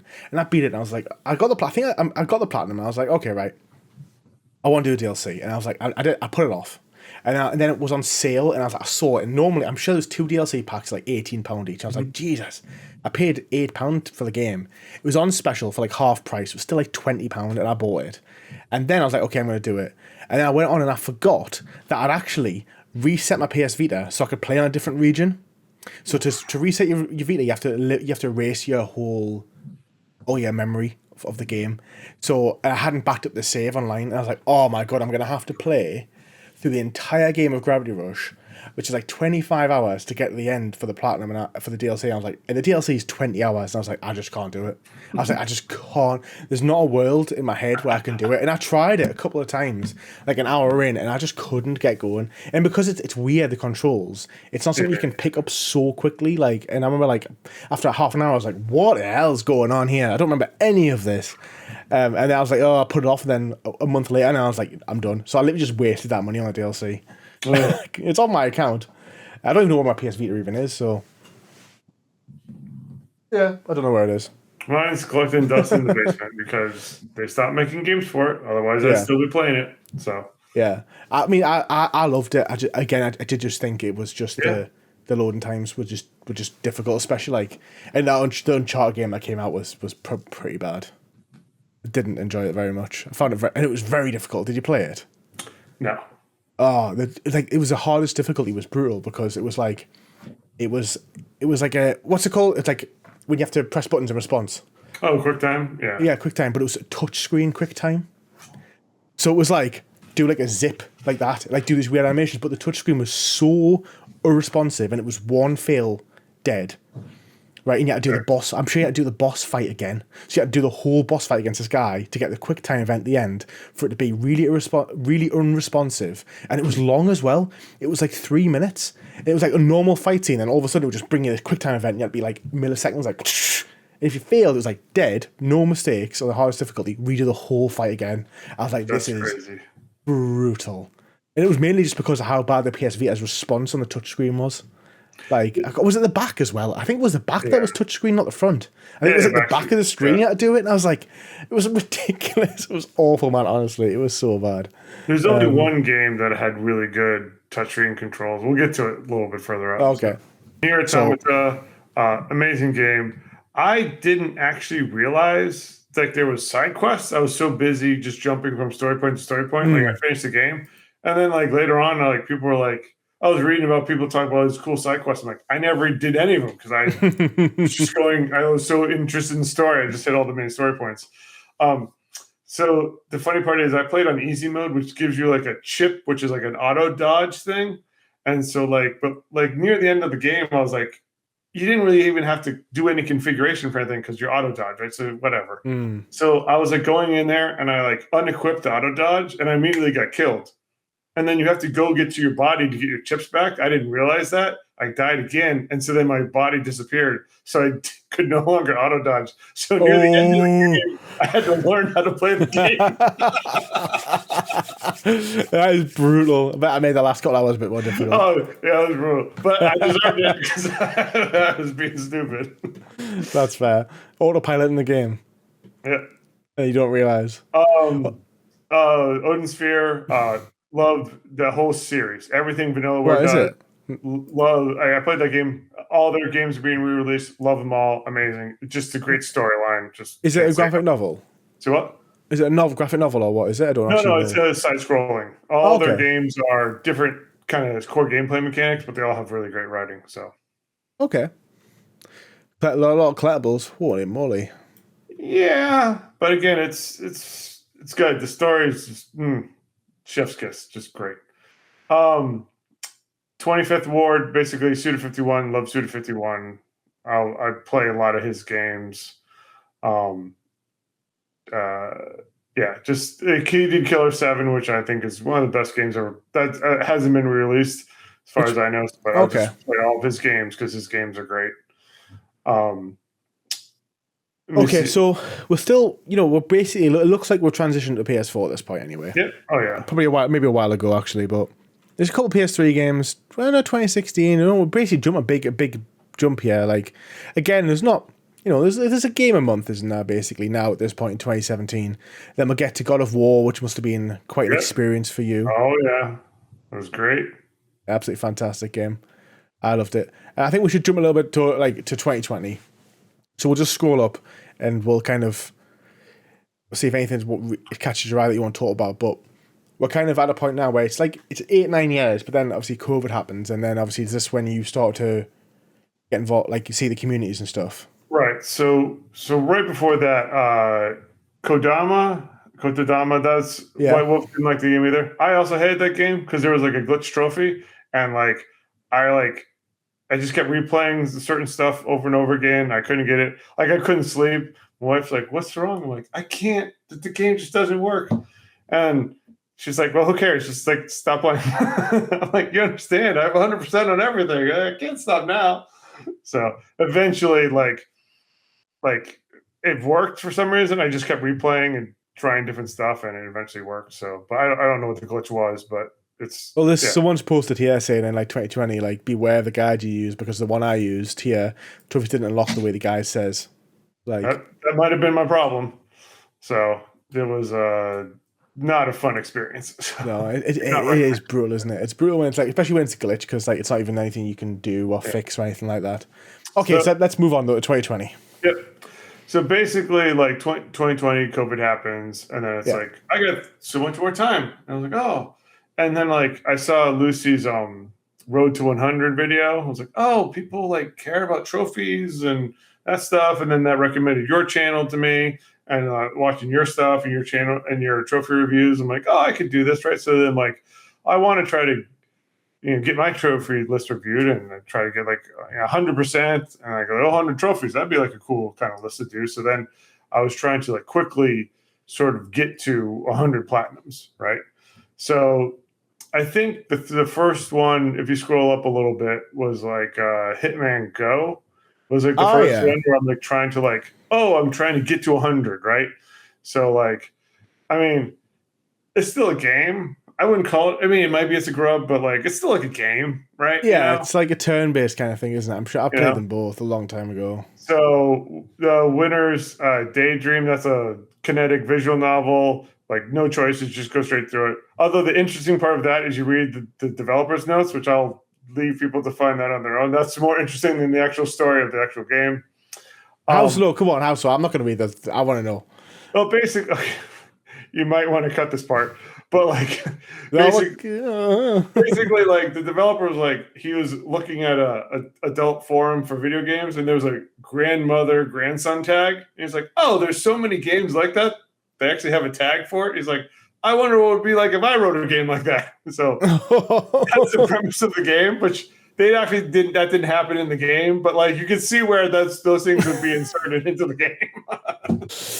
Yeah, God. I mean, he's just trying to be innovative. Game, like, oh God, this is terrible. he was innovating. Right. He was trying to innovate in a disturbing way. So the those games, those are like Picross on Nintendo, which I really love. But like here, I was just doing it for to try to get platinums to get to 100, So I'm like, I wouldn't play them again.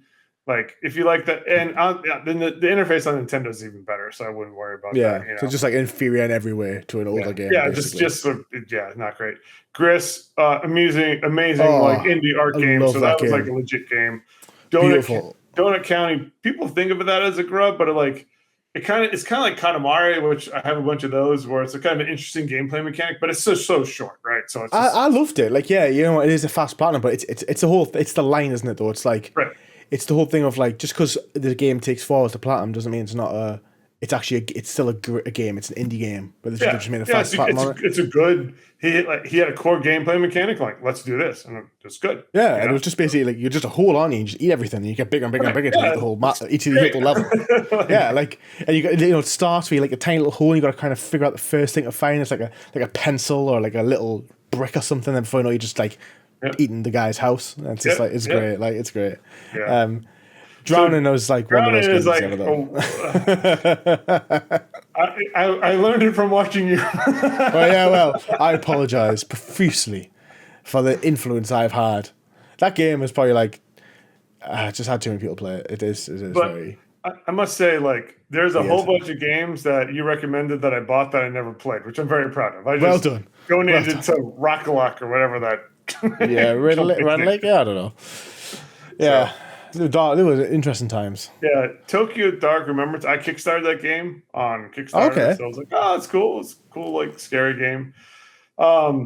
Again, Lara Croft Go. That's probably the last of the. Again, it's not even a grub, but it's a whatever. It was just a period where you basically just want to get 100 plus. I was trying to get to 100 games, right? So I like basically 80 to 90 ish. I needed to get like a bunch of games in there. Yeah. So then we go back to real games, like so Patapon.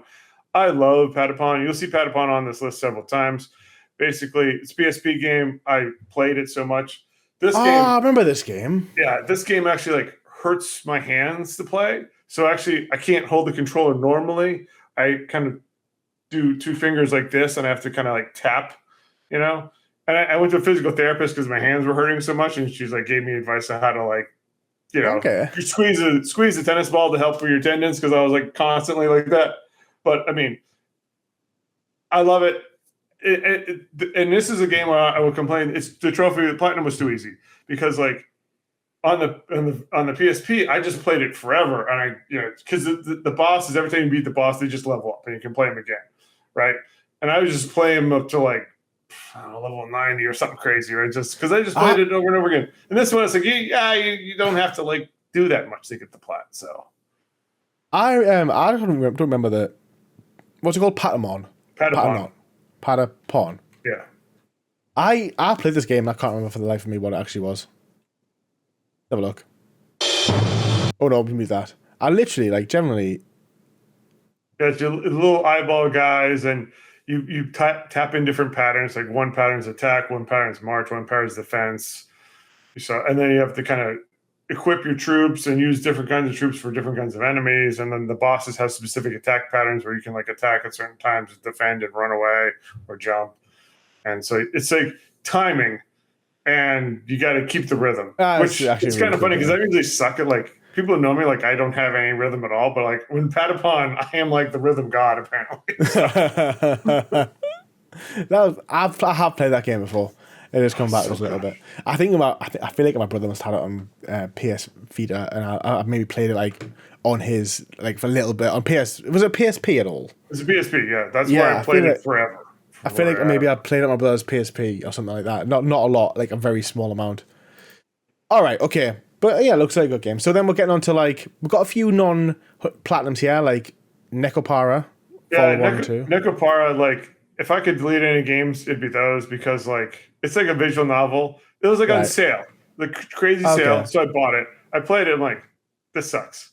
But like. We finished it, and then it's like, well, why'd you play the rest of them? So I was like, I already bought them. Like, and I was like, fine, but I do not recommend. Is Thronebreaker the for Witcher? What is that a card game? It's like a story-based Gwent game. So right. And I love it. And I was like, oh, there's actually, and this is actually before I read the Witcher books, or before I actually played the Witcher other games on PC. But so like it was really funny because like I didn't really know about the universe or whatever, and and Geralt only shows up like very briefly in it. But like it's a great storyline. I love the game. I actually looked at like there's a Gwent game on PlayStation. Yeah. So I was like, oh man, I'm gonna play that. But it's like all online. So it's like I just had it up there. I was just curious as to what it was. Oh my god, wow! It's a Gwent game. I love it. It's just so good. I'm a huge fan. Hold on.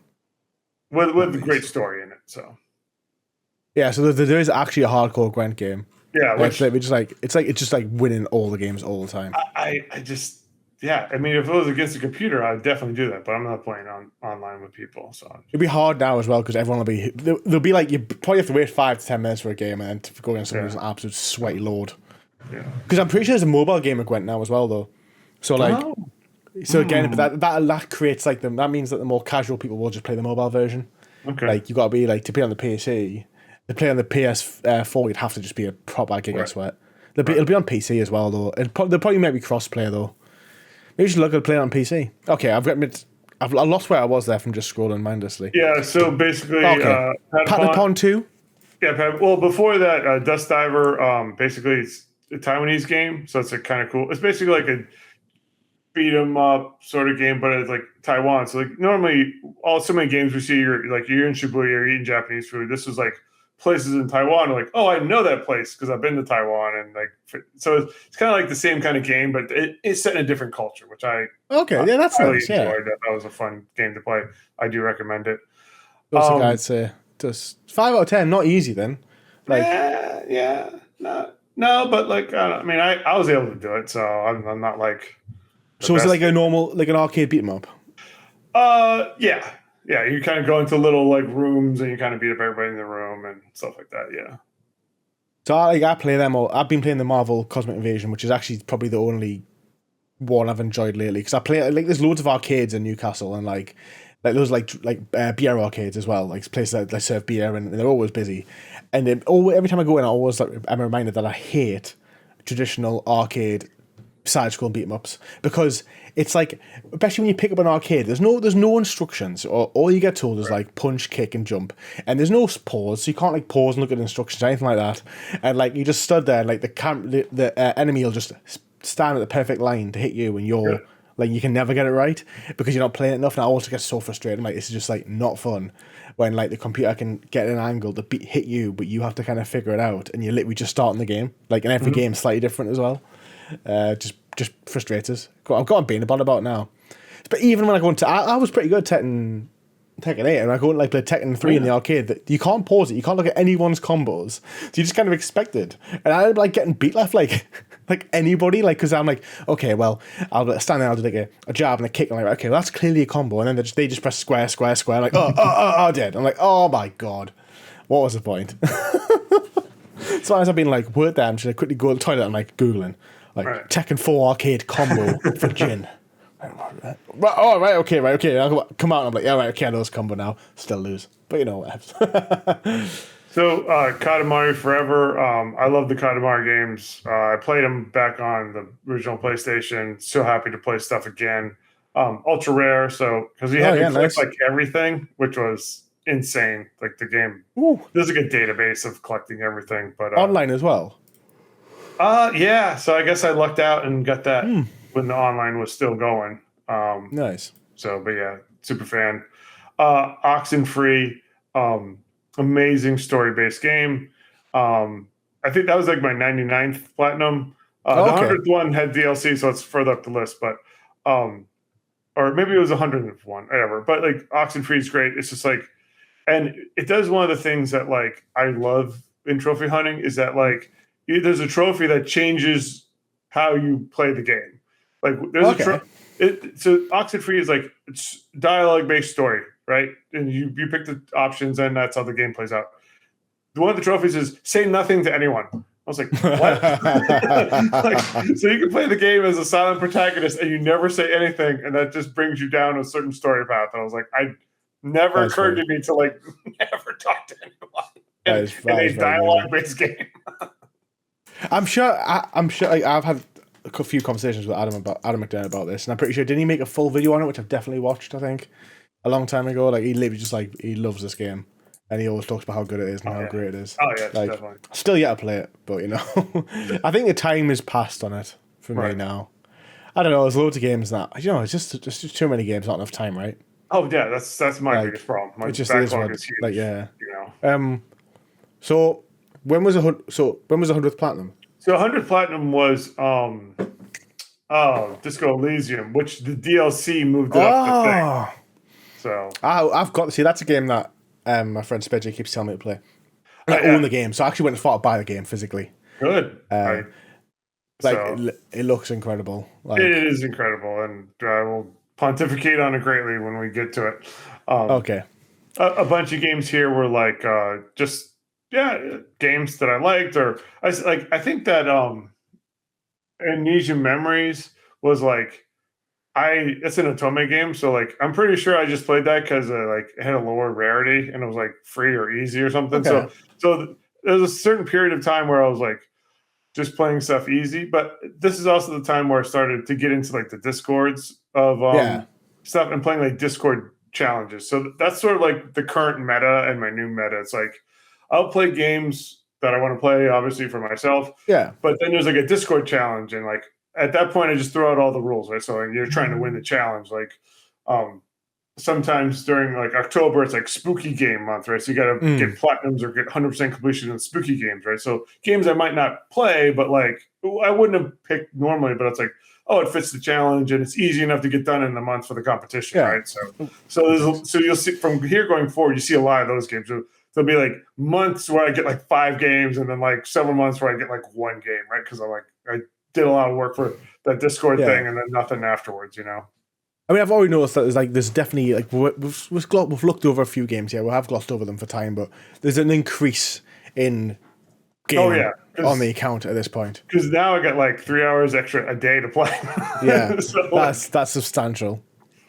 Okay, so you did Hades. Bravo. That is one of the best games I played in 2021. Hades 2 is coming out at some point. I don't know, like I think it's been delayed again on console potentially. Yep. At time making this. And Hades, I was like, oh, I love this. I'm going to play all Supergiant's games. So like you'll see above like a bunch of their games that I'll just what games do they have? It's like, hey, they all have interesting Bastion. And they all have great stories. So yeah, Pyre, Bastion, and Transistor. You'll see all those. Okay, so let's keep going up. We've got some like Marvel. We've got Marvel Guardians of the Galaxy, pretty good. So Captain Morgan and the Golden Turtle. that's one of the few games where I got it just because I like the trophy, because I am a big fan of turtles. So there he is. basically, I got that trophy because the platinum is a turtle. So I was like, hey. How old will that turtle live for? Longer than me. We're gonna have a trust, so he'll. Yes. I wanted him to be the richest turtle because I don't have any children, so he's gonna get all my money. But apparently, there's some like Duke and Duchess in England who have a tortoise, and they're gonna give the tortoise the estate. So he'll be the richest turtle in America. Oh, well, that's okay. It's interesting. I wonder how that must work. Like, it's just like he just gets given like how is he gonna get like a patch of land or something? I mean, technically, like the trust is a piece of paper which will technically own the tortoise, which is technically property, and the money, which is property. But then you need someone to like you entrust to like spend the money for the tortoise, you know. So, and you gotta like make up rules like how they have to treat them and stuff. So it's very involved. Yeah, I bet. Yeah. But that's good. You know, look after him. You got it, haven't you? Right. So. It's good. It was a good side. That was a good tangent, though. That was a good tangent. Severed. That's the game with the best Vita controls. Just because you have to slash and destroy stuff. So great. I don't think I played that one. Okay. So what is it? Severed. Basically, it's like you're fighting monsters, like some ancient thing, and like the different monsters, you have to cut them different ways with your sword. So like you slash this or slash this way, or you know, and it's fun. This was near the end of the Vita's life, so I was wanting to play a bunch of games. Oh, that's cool. Yeah. And so like you have to get him down, wait for the eye to open, slash him to do damage, you know. So very involved in your fingers. Yeah, it's and like but it's easy enough, such that it's not like it's not blocking your view, right? You're slashing quickly, and it's just it's good. It was one of the few games where I kind of really enjoyed the controls there. So we're looking at we're getting a lot of games. We're getting like we're full on gaming here now in 2022. It looks like a good year for you. Like we've got Guardians of the Galaxy, Severed, Demon Slayer. Is that the game? Is it based on anime? Yep. Just a kind of fighting game. So it's just fine. I'm usually not good at fighting games. It wasn't particularly difficult. So it was easy. Most of the tie-in games like that, they're never really particularly great. No. I remember playing the One Punch Man game, and I look like, especially like, I know you've watched One Punch Man, and I was a big fan of the first season. Second season is still different but good. And have you played the One Punch Man game? No, I didn't. Oh, it is so bad. It is so bad. Like, as far as like 3D fighters go, like this one is atrocious. And to be fair, this is a game that made me realize I didn't buy any anime games since, and that is because I only like them when they've got the English. I watch everything in English dub. So if they can't even be bothered to dub the English voice into the video game, I'm not even playing it. Because that's the problem with like the My Hero games. I've got the first two. But like one's like free on PS Plus, I think, and I've got one physically. But they didn't put the dubbed voices in, which is why the new one they have, and then there's the free to play one, which is like Fortnite. They put the English voices in that one as well, and that's what made us even play that one. Because I think I've streamed that one, and like once the English voices in, I'm like, yeah, I'll play it. But like, it's like low budget when they can't even be bothered to reuse the voices from the English dub. It's like that is atrocious. And One Punch Man. The only good thing about One Punch Man is if you play Saitama, he wins every fight in one punch. I would say that must be the character I would pick. I'd be like, I take Saitama every time. But then you can go Saitama versus Saitama, and then it's whoever punches first wins. But Saitama as well, he can't take damage. I think he takes like 1,000th of the damage. So like most of the fights, if you think are 5 minutes long, you actually can't kill him in time. You might get his health down by like a quarter. Wow. It is ridiculous. They just punch. It's a gimmick. He should have been in, right? Like you had to be in. Yeah.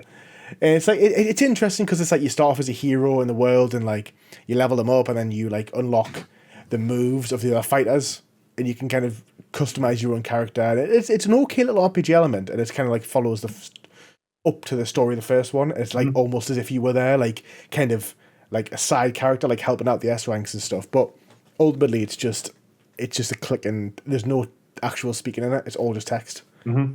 Like, and it's just like it takes. I just hate games with text only now, especially like fair enough if it's like a Pokemon game, but if it's actually like a fully developed game, I kind of, I actually want some actual dub, some actual conversation in it.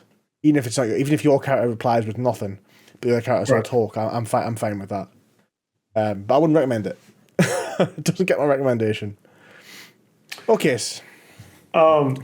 If you look, Cloudpunk, Valhalla, and Haven, that was like a Discord event for Women's History Month. So like play female protagonist games, right? So like, so you kind of see like the different groups of games that have these similarities. Night in the Woods, that's like a point and click thing. But there's like the one thing I hate about trophy hunting is like you have a game which all the trophies are like this kind of genre, and then there's like one random trophy. There's one random trophy in there about playing guitar, which is like basically this insanely long quick time event, and it's like super hard. It's like totally out of place. Like, why? You had this mini game, and it's just super hard and super annoying, and like everybody hates it. And like, it's like, why would you put that trophy in there? So it's like what's the Final Fantasy one? Isn't there skipping? Isn't there a trophy tied with jumping rope? Yeah. I don't have Final. I played Final Fantasy 9 back in the day. I purposely haven't tried to get that one because that trophy looks so stupid. And since I'm already really not getting all of them, I'm like, I can sleep at night not getting Final Fantasy 9 because I'm like, well, I didn't get the other ones. Like, so it's like the whole game. I don't think the game's hard. It's just that one trophy is like an 8 or 9 out of 10. It takes you like, I think it must be like consecutive, like 3 or 4 minutes without making a mistake. Oh yeah, which is because the speed changes and stuff, and it's like it turns at double hops. Yeah, so I'm sure I've seen a video on it. Or is it not like, I think maybe in Final Fantasy 7 there's like I'm sure there's a skip. Maybe there's something to do with it. I feel like I've watched it or just played it a little bit. And like I was like, oh, okay, it looks easy. Then I was like, oh, double hop started. And I was like, oh, right, okay. Yeah. It was like double scop. Then the speed keeps changing. Like I was like watching, like, what the hell? How can anyone do that? Yeah. Like real perseverance is the only way. So Spec Ops: The Line there again. Another game I'll recommend. But what's memorable about this was when your Discord had the challenge where it was like the teams and basically earning points based on difficulty. So like I love that because that really pushed me to try harder games. And like I played Spec Ops: The Line back in the day. It's like, okay, well, it had get a lot of points for the Discord and for our team. And so like I actually went back and played it, and like I got the platinum and I got the points for the team, right? So like I really love like sort of like the group dynamic. Like I'm going to try to stretch my abilities and try to go a little bit further because it was really good. I mean, that challenge was excellent. It was like I love the ones where it's like you have individual challenges, you're trying to do stuff. But I love the group ones where it's like you're kind of working as a team, playing games and trying to get points and stuff like that. It would be cool to do something like that again. To be fair, it's just, I agree. I think it's just finding out the interest and stuff, and it's hard because obviously it's like the games you have to make the challenge relatively long because like if you make it a month, it's realistically people are going to get 2 platinums. Yeah. Whereas I think did we not do it for 6 months or 5 months? I think. Like I remember we extended it too. It was 3 months originally. I'm sure we extended it 5. Because it was just like it was good, and like I mean, to be fair, I did all right. I think I got a few platinums. I think I got. I'm sure I did Alien Elite Fire Team then. Yeah, I'm sure it was like 9 out of 10, and that was like I took like literally the first 8 weeks. I was like, I finally got one. I did this one October. I wasn't working, and there was a Discord challenge, and I was like, oh, I'm gonna crush it, right? Because everyone else has got a job or got school, right? I'm like I think I didn't even get in the top 5 out of 11. Like the other people are just so good, like cranking out so many games. I'm like, how are you doing this? Like, don't you have like work or school? Like, some people just the whole time. The thing is, it's like it's just obviously everyone's different on the circumstances are different, and I think especially when you're younger, like you just don't realize how much life takes up your time as you get older, right? Yeah. Like, so even if they do go to school and stuff, they've just got like 7 hours a night, haven't they? They haven't got to make their own food. They haven't got to like do sleep, stuff. Yeah, like when I finish work and stuff, I've got to like take the dog out and stuff, and then try and bring myself to do some form of exercise, and then make dinner, food, and stuff, before you know it, it's like 9 o'clock, and I'm like, right. got to, like, well, I don't really sleep very well, but in theory, I have like 2.5 hours of being awake enough to do anything before then I have to just, try and go to sleep by staring at the walls. But, I know the but feeling. whereas, like, obviously when you're younger, you can just obviously get home from 4 o'clock. You've just got all night, Yep, Good times. Make the most of them. If that's you, make the most of it because it's a great 100% time. agree. A great time of your life. This War of Mine, Little Ones, what a game! Love that game so much. Yeah, it's brutal. It's brutal. But I remember playing it, I was like, this is just like so punishing. And like the decisions you got to make felt like the hard decision. Yeah, it's a good game. I think it took us a couple of tries to get the platinum. I think it's only like, I'm sure it added a guide on it, right? It was like the first video I ever did, I got like 3,000 views or something. Back in the Nice. day. Nice. But because I knew like the back of my hand back in the day, because I think I did it, ran through for like 5 hours and then failed or something. Or was in a situation where I remember like you had no food or you basically put in a position where you basically couldn't really keep going. And then after like a couple more attempts, I was like, oh, okay, this is it. I'm sure I used to always go to this church, go into the back room and steal our supplies.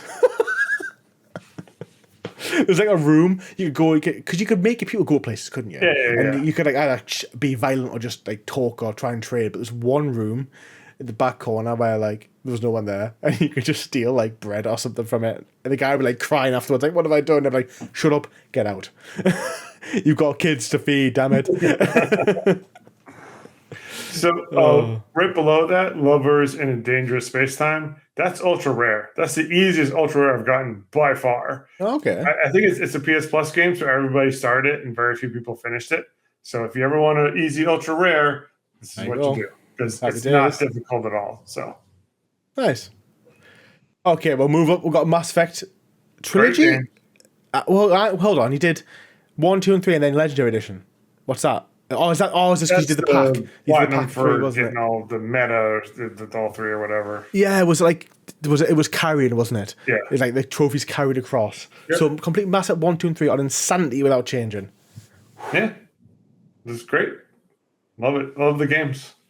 So I played them all growing up, but I didn't on Xbox. I don't think I ever tried them on Insanity. Oh, okay. I remember Mass Effect 1 having really bad gameplay, though. It does. It did not age well. Yeah. Even when I played it, I was like, this feels weird, but the story was so good. Oh, yeah. Yeah, it's the problem. Whereas then 2 and 3 were fine. Like, they were fine. Yeah. But didn't it have like a really cheesy cover system and stuff as well? It was like... Yes. Yeah, and like... I mean, obviously I was young when I played that. I just remember like the last boss just doing no damage against him. And I probably played the game on medium. I was like, so the last boss took like 12 minutes, 15 minutes, just shooting him endlessly. But it was probably just because I didn't build it right. But oh yeah, and obviously the very raunchy scenes in them, which they've toned down. Didn't they tone them down in that game? Yeah. Didn't they make someone's butt smaller in one of those games? I remember there's controversy about that, and that is interesting. I disagree with that fundamentally. But it is what it is. Yep. Okay, right. So then we've got. So we're in 2022 now. So I mean, to be fair, I speak like this. I always feel like whenever I look at these, I'm like, oh, it's 2024. That was 2 years ago, but it's actually 2026. It's right, quite a way. Time keeps going. It's pretty crazy. Yeah. So Ninja Turtle trophies. I'm a big Ninja Turtle fan, obviously. Yeah. So I get all those trophies whenever I can. Yeah. So what was the vibe in this year? Because there's like looks like there's a lot of smaller games here. So was it just a case of like you just didn't want to commit to anything big? I mean, obviously you had just done Mass Effect. You'd done Mass Effect, which obviously would have taken. I mean, to be fair, you did Mass Effect. You did them really quickly. Yeah, you did them all in like a week. So I thought it might have taken longer.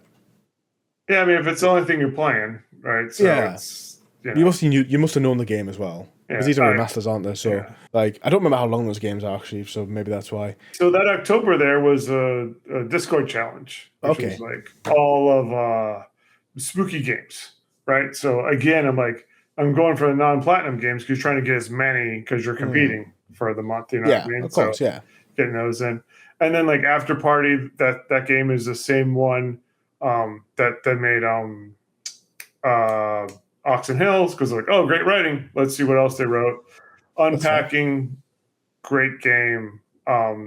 It's like emergent storytelling, right? So it's like there's no story, but like you understand what's going on through the gameplay. Like I would say more, but like I would give away the conceit of the game, and then you wouldn't bother playing it, right? Crisis Core, I played it back in the PSP, loved it, played again, So Was it remaster? It's a remaster as well. Yes, oh yeah, absolutely remaster, because the PSP one was like pretty bad. So it was bad. It was great. I loved it back in the day. Look at these, all of these. Back into the Final Fantasy, right? Because they re-released all of them, so I could get platinum. So like, I'll just replay all those games from my youth and get platinums. Well, they're not very long because you did Final Fantasy 1 in. Nah, they have like the 4XP. Oh yeah, there, so you can. Because I started Final Fantasy 7, I still haven't finished it. I remember I streamed it. So you can just like do the stuff. Just do like the main quest stuff. You don't have to grind anything. So, but below there, Disco Elysium. So that was my 100th platinum. Oh, 100th platinum. 100th added platinum. Multiple stuff on there. It's the best writing in video games, period. Just amazing writing. And it's a lot of it's like, times like if you have fantasy or sci-fi, it's like, they're making analogies relevant to today. Yeah. But since this is set in like a world with people, quasi-ish modern day, it's very direct. Like the commentary on society and everything's direct and very, very funny, very just great commentary. Look at that trophy. Say you're the law 7 times. I am the law. Oh, it's great. It's just so funny. It's just, and I played this when it was on PC and it was all text. There was no audio. There's no like voiceover stuff or very little voiceover. And then like when I heard it was coming out on PlayStation, I'm like, well, that's obviously going to be my 100th platinum because I love that game. It's amazing. And then they're like, we're going to add like audio. It's like, it's even better. So I don't have to read everything. So that's great. That's great. So it must have done really well then to come on PlayStation with voice. Yeah. Because I know recording voices is if you're doing new audio and stuff, it is expensive. It's an expensive part of the game. So it must have made enough money to improve it. And it probably wouldn't have done as well to the general PlayStation consumers if it was just text. Right. I think PC players are a lot prepared to put up with like less maybe visuals or stimulation to appreciate the gameplay more than the average PlayStation player, and that includes me, to be fair. Well, we'll just skim up because we're like into 2023. 100 Plats is here, so 100 Plats is here. Well, I mean, March that's because it got bumped up because of all the DLC they added. So you actually did it way earlier. It was back. It was back when we talked about Oxenfree. So so you did 2021. Okay, right. So you already. So we're on like. Let me just go down a little bit. We're actually not that far from the top, to be fair. So we're probably like 150 Plats here, give or take. Yeah. 150 Plats. Rollerdrome. I've wanted to play a game for a long, long time. Dude, that game is so easy to plat. Like there's a, I don't know if it's a cheat code or something, but difficulty setting, like you can like not die. So it's like, it looks beautiful. The artwork is really in something. Artwork is trivial. The gameplay is amazing. It's like Tony Hawk with guns.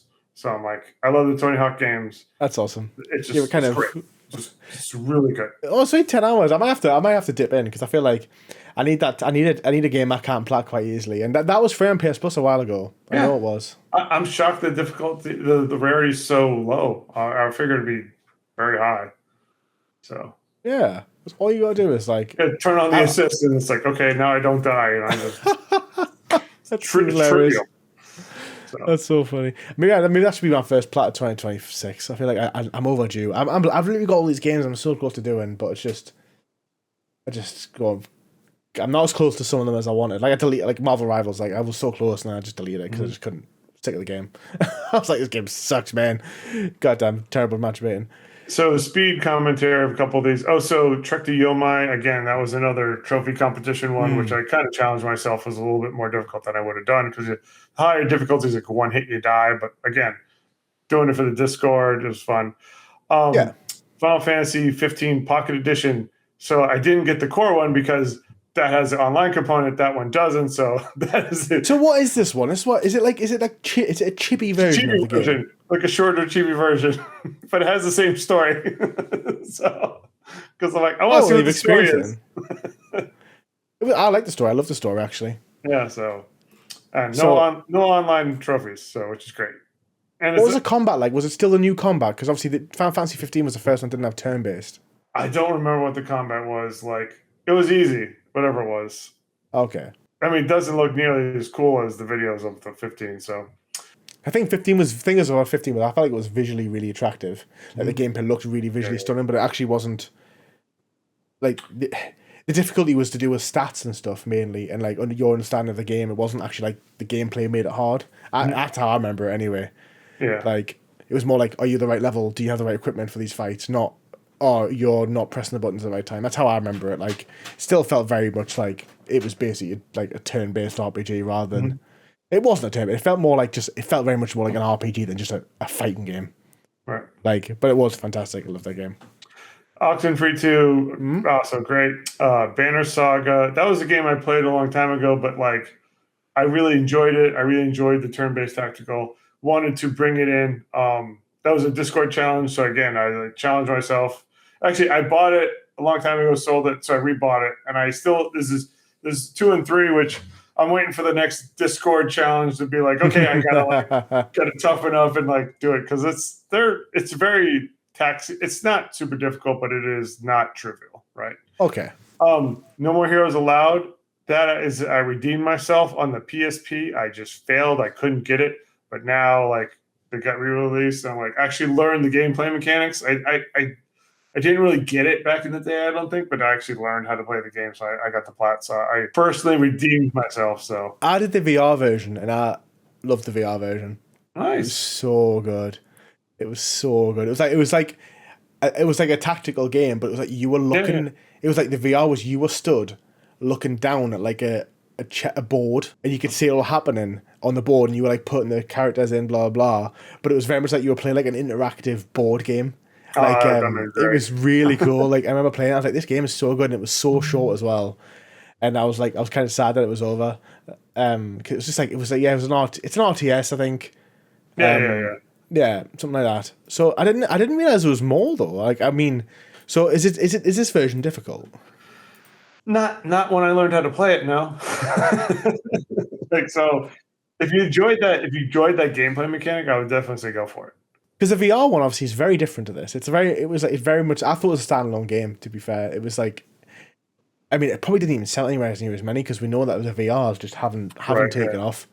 I Like mean, I love gaming. I haven't bought any VR stuff, so so, the VR is very much a novelty. Like I've played some good games on it. Like I played like there's like a great fighting game. There's like great like a pub fight game where you literally just start every level in a pub and you've got to like get a certain amount of points and you get the points by just beating people up and it's like you can like it's hilarious and it's like there's one so you just start in a bar and everything you pick up is a weapon so like darts. Snooker balls, snooker cues, glasses of beer, and you can just like launch it at people. And as soon as you hit the one person, you kind of start in this world where you can walk around and nothing happens until you throw the first punch. Then you throw the first punch, everyone just gets up and everyone tries to fight you, and it's so funny. And like you can like stab people in the head with darts and stuff. Obviously, it's like 3D colors, so it's not really gory. It's just funny. yeah. And then when you beat the first stage, there's like 10 stages, and it's like a different area, and one of them is a rooftop wedding. So you're like at a rooftop skyscraper, and there's a wedding there. There's a bride and a groom, and there's a cake. And I remember just like Awesome. I remember just like I started by just picking up the knife from the wedding cake and just throwing it at somebody, and then you can like just throwing like the bride and groom off off the skyscraper and stuff like that. It's so ridiculous. Like there is some good memories there, but like again, it's like that's really funny, but it's like funny for the first hour, Right. and then it's kind of like there's not much more to it. And obviously they've tried. There's that Walking Dead game like Saints and Sinners where they tried to make like an open world VR game, which sounds like the peak, doesn't it? Because there's like Skyrim VR as well, but like I was like I just don't think I can handle 200 hours of VR to get the platinum. No. No. And that one didn't have walking either. They had to like it was like teleport. It was like you would like point and click movement because it didn't have the ability to put in walking in it. And I was like, that would just completely ruin all the gameplay completely. All you gotta do is like teleport someone, stand still, and then just blast them with spells. Yeah. Like I don't know if they changed it. They probably updated it now, but back then that's what it was. It's a missed opportunity, but I kind of get why most people don't play it. All right, let's power through because we're gonna have to come to the end, I think, because we've been going for a while here. So let me see if anything interesting. So Beyond Good and Evil again they re-released it and I got Nice. 20th anniversary, yeah. Witcher. Witcher 3 again. I played Witcher 1 and 2 on the computer before I played Witcher 3. I read the books.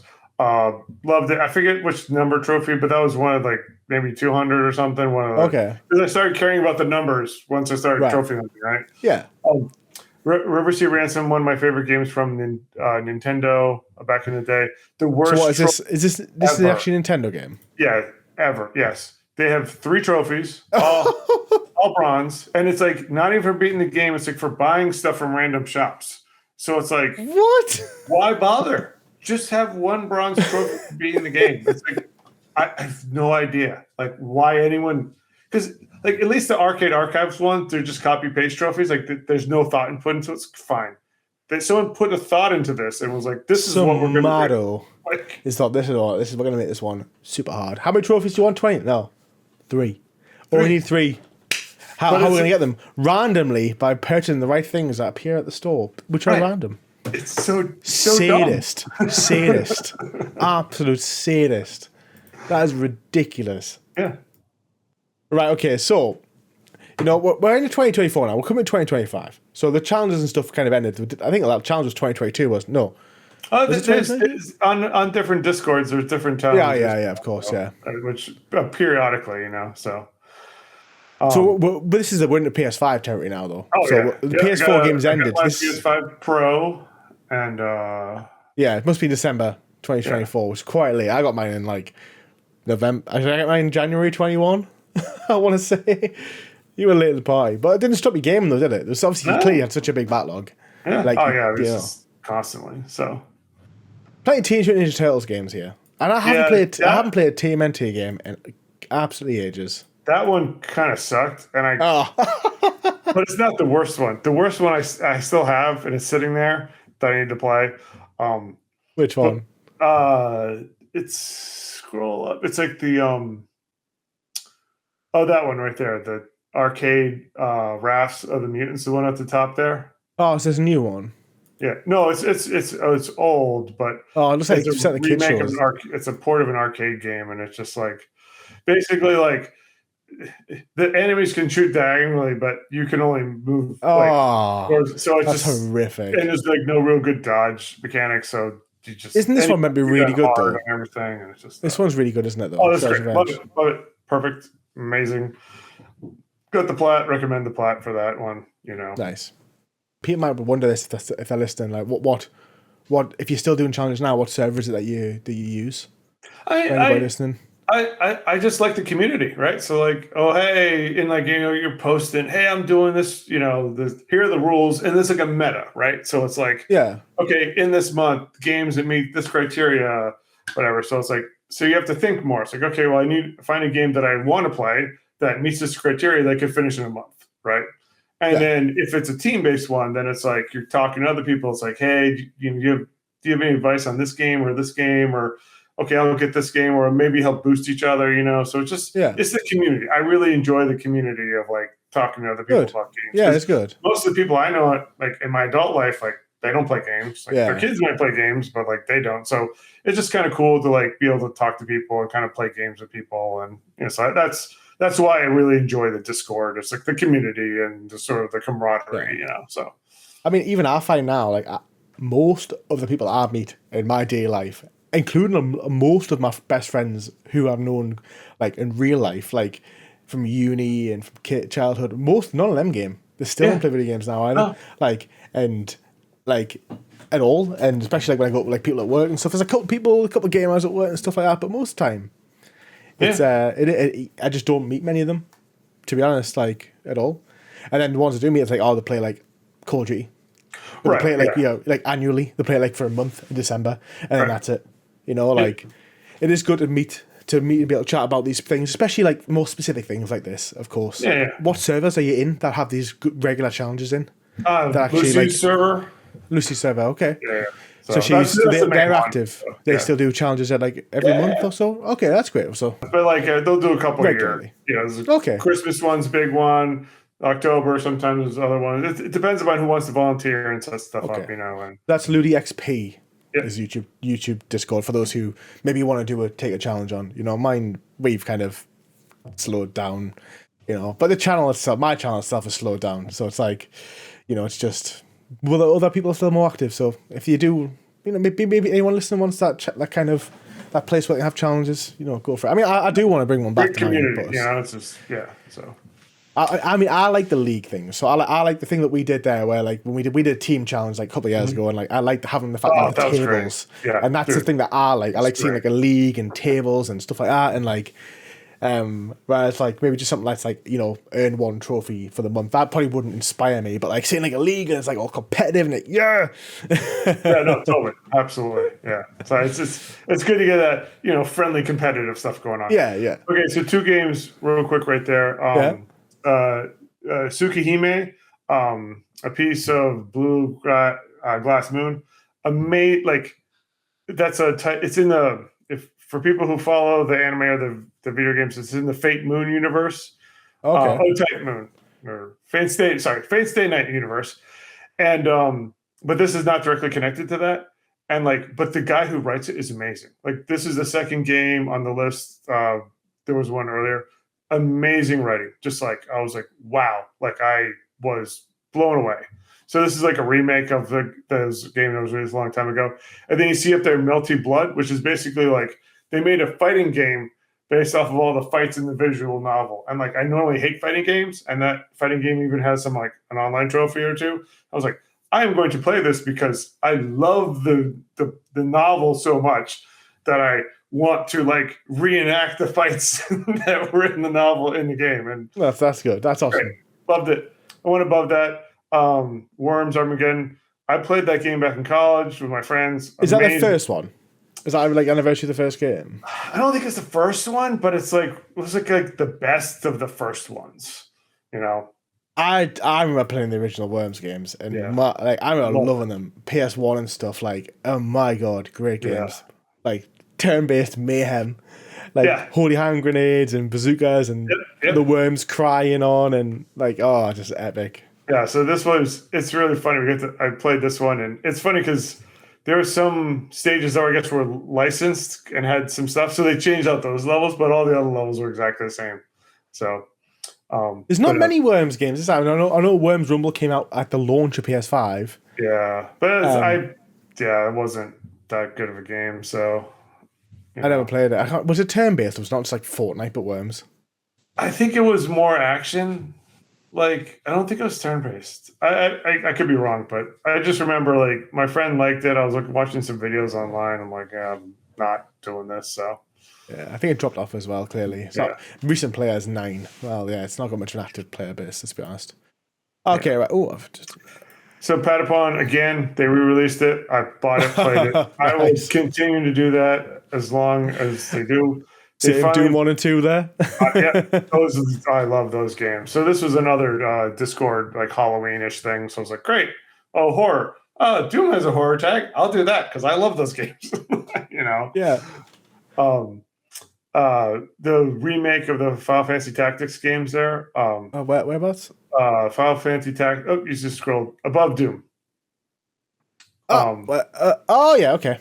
Yeah, so I love that. Like, I love turn-based strategy. That Final Fantasy Tactics turned me on to that. So, like, I pre-ordered that as soon as it was announced because, like, I love that. Played that again. Once Upon a Katamari.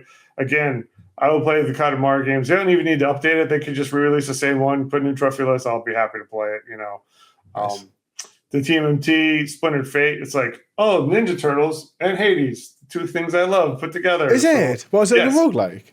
It is a roguelike to Hades. Yes. No Absolutely. way. Okay. So is it 1 player, 2 player? It's definitely 1 player, but I think there is multiplayer. Is it over the top then? Is it? Yeah. It's just like Hades, isometric. Yeah. Well, and then you obviously you level up and you get off level up, and then each round you can pick different bonuses and do your build for that round. And So I've been playing a game called Raven's Watch, which is it's like Hades, but it's rather than Hades is level based, right? So Hades is like area upgrade area. Raven's Watch is like there's 3. It's more like Night Rain. Do you play Elden Ring Night Rain? Yeah. Yeah, so it's like how there's like a base is a level that gets smaller, right? It's like in Raven's Watch, it's an open world, but you have 15 minutes. 15 minutes is up, you have to fight the boss. and then you go to the next area, and on the area that's scattered around with side missions or like mini bosses or stuff like that. Yeah. And I wanted to like get my Hades itch. It's not as good as Hades. That's the only thing. It's like Hades was great because of all the variation in the weapons and stuff, and how you could all the upgrades could affect how you used your weapons. Whereas Raven's Watch is kind of, it has all that, but just it has more. It's more like it has 20 playable characters with about a quarter of the variation of every weapon in Hades. Right. This is kind of like, so there's actually more variation, but not per run, is what I'd say. Whereas Hades has like endless in every run. It's crazy. Like, it is the best roguelite I've ever played. But I didn't know this was like that. So this is close. I mean, basically each turtle has their own weapon. So basically, if you want to swap weapons, you just play as a different turtle, and they have some other non-turtle characters in there too. So that's your base weapon, and then you have all the same kind of modifiers for different stuff. So that's cool. Didn't know that. I have to add a list. Yeah, depends how much it is. I'm sure it'll be on sale at some point. So yeah, no doubt. Okay, so we're getting into basically Astro's Playroom. We're actually at the end now. So yeah, we've got like a couple of games left. So Astro's Playroom, again, love it. So I briefly had probably the rarest trophy I ever had. I remember it was like Christmas, and they just dropped the Christmas DLC. I immediately installed it and like got all the trophies. I was like 0.01% rarity. I'm like, yes. And then obviously the rarity keeps going down and down and down because everyone else is playing it too. But I was like, yes, for a brief moment, I had like the rarest trophy I'll ever have. The Hatsune Miku logic puzzle thing. So I love Miku. I've seen her like 5 times in concert. But and again, that's the Picross game. But it's like you can't change the songs easily. So like it drives me crazy. And like it just, and now they keep releasing DLC. I'm gonna have to keep buying the DLC forever now. So I'm like, that would get you. So, and then that brings us on to Claire Obscure. Yeah, it's a great game, and I appreciate that the DLC didn't have any additional trophies in it. So I was like, but yeah, just beautiful, cool, game. Really enjoyed that. So and then Dispatch, which is a game that I've been recommended by a few people. Yeah, it's a great story. So love the game, love the story, cool gameplay. So you need to replay the game to get certain trophies because some of the trophies are based on decisions. You can't skip cutscenes. I'm like, you're crazy. And there's a couple RNG kind of trophies. So it's like, only a couple, but it's like, I got to like restart at a certain checkpoint and then like, listen to them talk for 2 minutes. And I got to try to get the trophy. I didn't get it. Okay, reset. Yeah, it's annoying. So that's very annoying. It's like, I don't understand. It's like, fine, I can't skip it the first time through. If it's my 10th time through, allow me to skip the cutscene because I don't need to see their banter over coffee, They're probably just like, I reckon it was probably just like, I'm quite bothered to put a skip in. Something like that. It's just if you just loads up like someone was like, I will do it later and it never got done. Something like that. Because you're right, like it is like I totally get them not letting you skip credits. That's something I find weird, like the games let you skip credits. Because I'd be like, if I've made a video game, right, and I'm making you watch credits, you're gonna watch the credits. If you played my whole game, like the credits are 3 minutes long, you can watch the credits. Whereas now games are just like, nah, you can skip that as well. I'm like, what's the point in putting it in then? There's no point. This is a strong list. I can't remember what it was like when we looked at it. Obviously, like you've done so well here for this account. Like, we'll wrap things up, but we'll just say like, I noticed there's no Spider-Man games on here. That's what I noticed. I think there's your same criticism the last time. There's still no Spider-Man games on this list. I will have to rectify that. So you have to like at least do a Spider-Man game because Spider-Man's so good. But what's the plan going forward? I mean, I got a big backlog. I mean, there's a lot of really meaty games on the backlog. It's like the next installment of the Final Fantasy VII. All the games in the Stein Gates universe are all very long, visual novels. Persona 5, I played all the Persona 5 spin-off games. I need to play the Persona 5 Royale. It's easier than the actual normal game, so isn't it? Still, and I have Persona 3, so I need to get all the Persona games on there. I'm sure they're going to keep re-releasing games from my childhood that I have to get on there. Most likely. There's a whole bunch of arcade archive games, which I remember putting quarters in as a kid, so I kind of want to get those games on there. So there's quite a long backlog. I have a giant backlog of like games I'm going to play, like games I own, games I would need to buy, the order of games I want to play. I keep switching it up, and then whenever there's the latest Discord challenge, I go through. I'm like, okay, well, here's the games on my backlog, and they kind of fit these categories, so I can kind of like sub them out to games. So I have a whole bunch of lists of games that like I probably wouldn't play, normally, but like they're good enough that I would be interested in playing them, and they're in different kinds of games, so they might fit into whatever the rules of the latest challenge might be.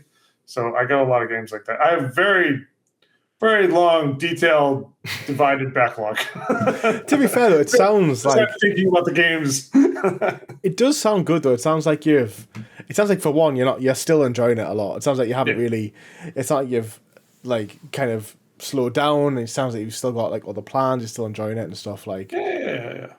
That's good. So I think you probably have got a better balance than most with it. Then. Yeah, I mean, like life just pulls me out from sometimes, and I have other hobbies too, like watch anime. So I'm like, oh, I gotta watch this anime. So then it's like for several weeks I won't be playing games because I'm watching anime, right? Yeah. So it's the breaks make it tolerable, And so that's fair. I mean, that's just like for longevity, isn't it? It's important. Yeah. Well, I think we'll wrap things up though. So thanks, Jaws, for coming on. It's been. I might have reviewed your trophy list 3 or 4 years ago now, but we've actually went through it all properly now. Awesome. So thanks for being here, buddy. Much appreciated. No problem.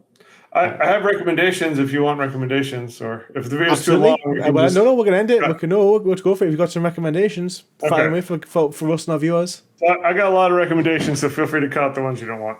And I try to get like different kinds of categories, So basically, if you want to have fun with your friends, Split Fiction, again, amazing. Only one annoying trophy, which is unlocking the phone.